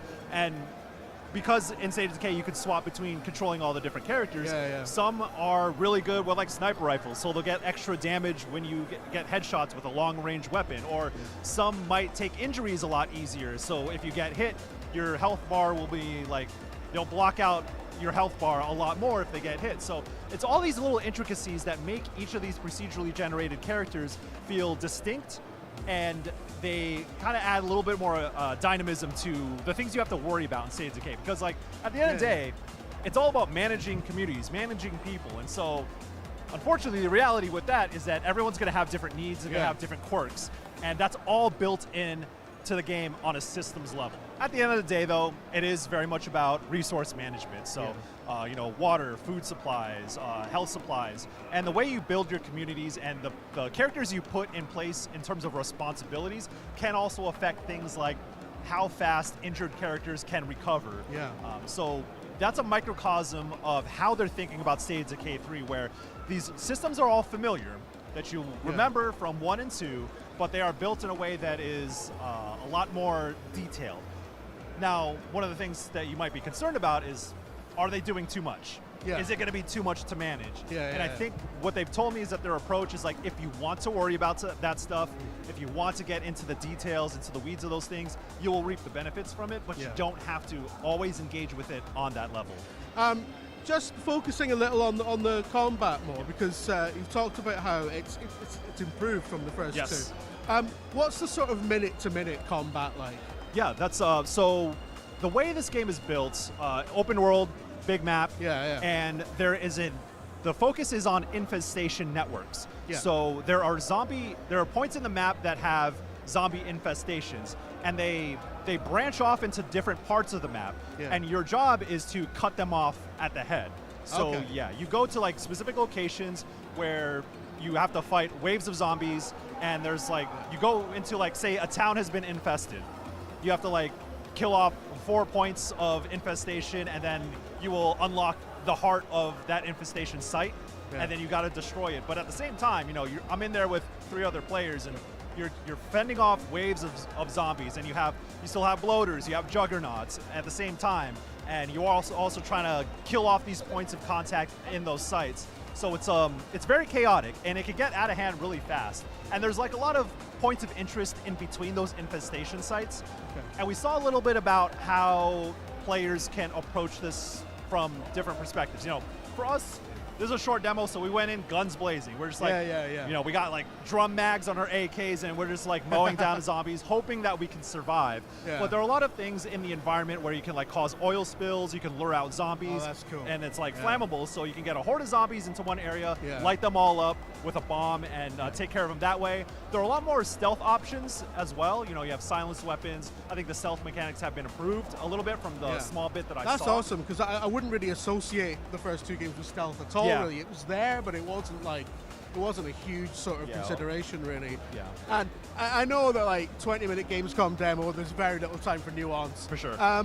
But one thing that isn't subject to nuance, really, the size of the map, it feels like the design of the game that you're talking about feels like it lends itself to a massive map, right? Yes. So, did you get a sense of the scale of the thing? Man, so I was able to like open the map and see the limited part that I saw, but it feels like a very big world. Don't know exactly how big it is, but the way that they have structured the game, as I mentioned, with like the infestation networks, it seems like really widespreading, and this is something that you'll have to manage as the game goes on. They said that like if you clear an infestation site, eventually it can come back if you're not careful about how you build your communities. So I get the impression that it is going to be pretty wide-ranging for, you know, it's not going to be a forever game, but it is a game that you're going to want to continually come back to, play with other players. So I think that I'm getting the impression that it's going to be perhaps bigger than State of Decay 2, and with a lot more dynamic systems in place to like keep that map interesting, because that's the number one thing. Like,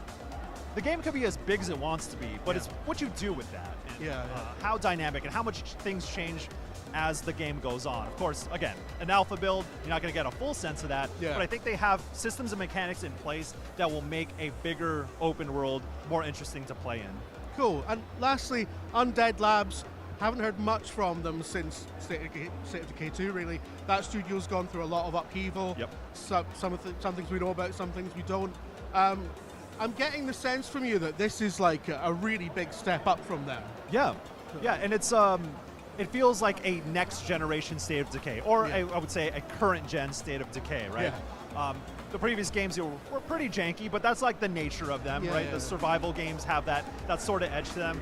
Even though this was an alpha build, it feels like they understand all the things that matter in a State of Decay game, and they seem like they're playing really well within that space.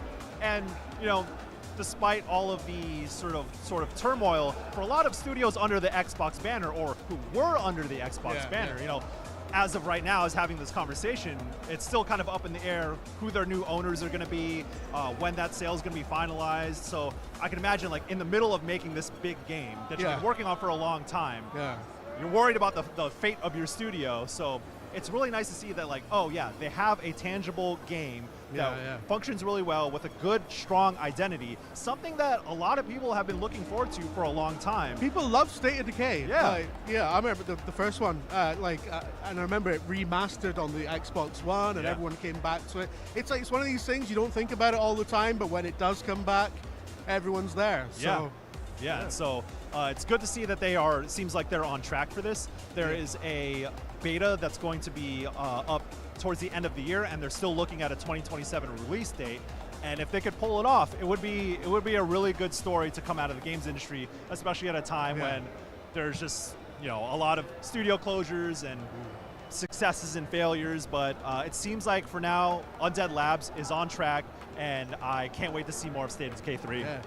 Of course, like the oncoming horde, there's so much more to cover at Gamescom. Stick with us on IGN.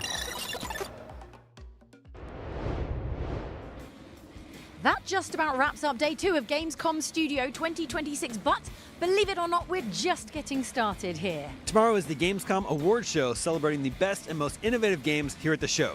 Each year, it's an honor to award game developers from all over the world, along with the games they're creating, so we hope you'll join us. And tomorrow we'll also have even more deep dives and trailers from the biggest upcoming and ongoing games. And if you missed any of our Gamescom coverage, you can find all of it on IGN. Thank you so much for watching. We'll see you all back here tomorrow.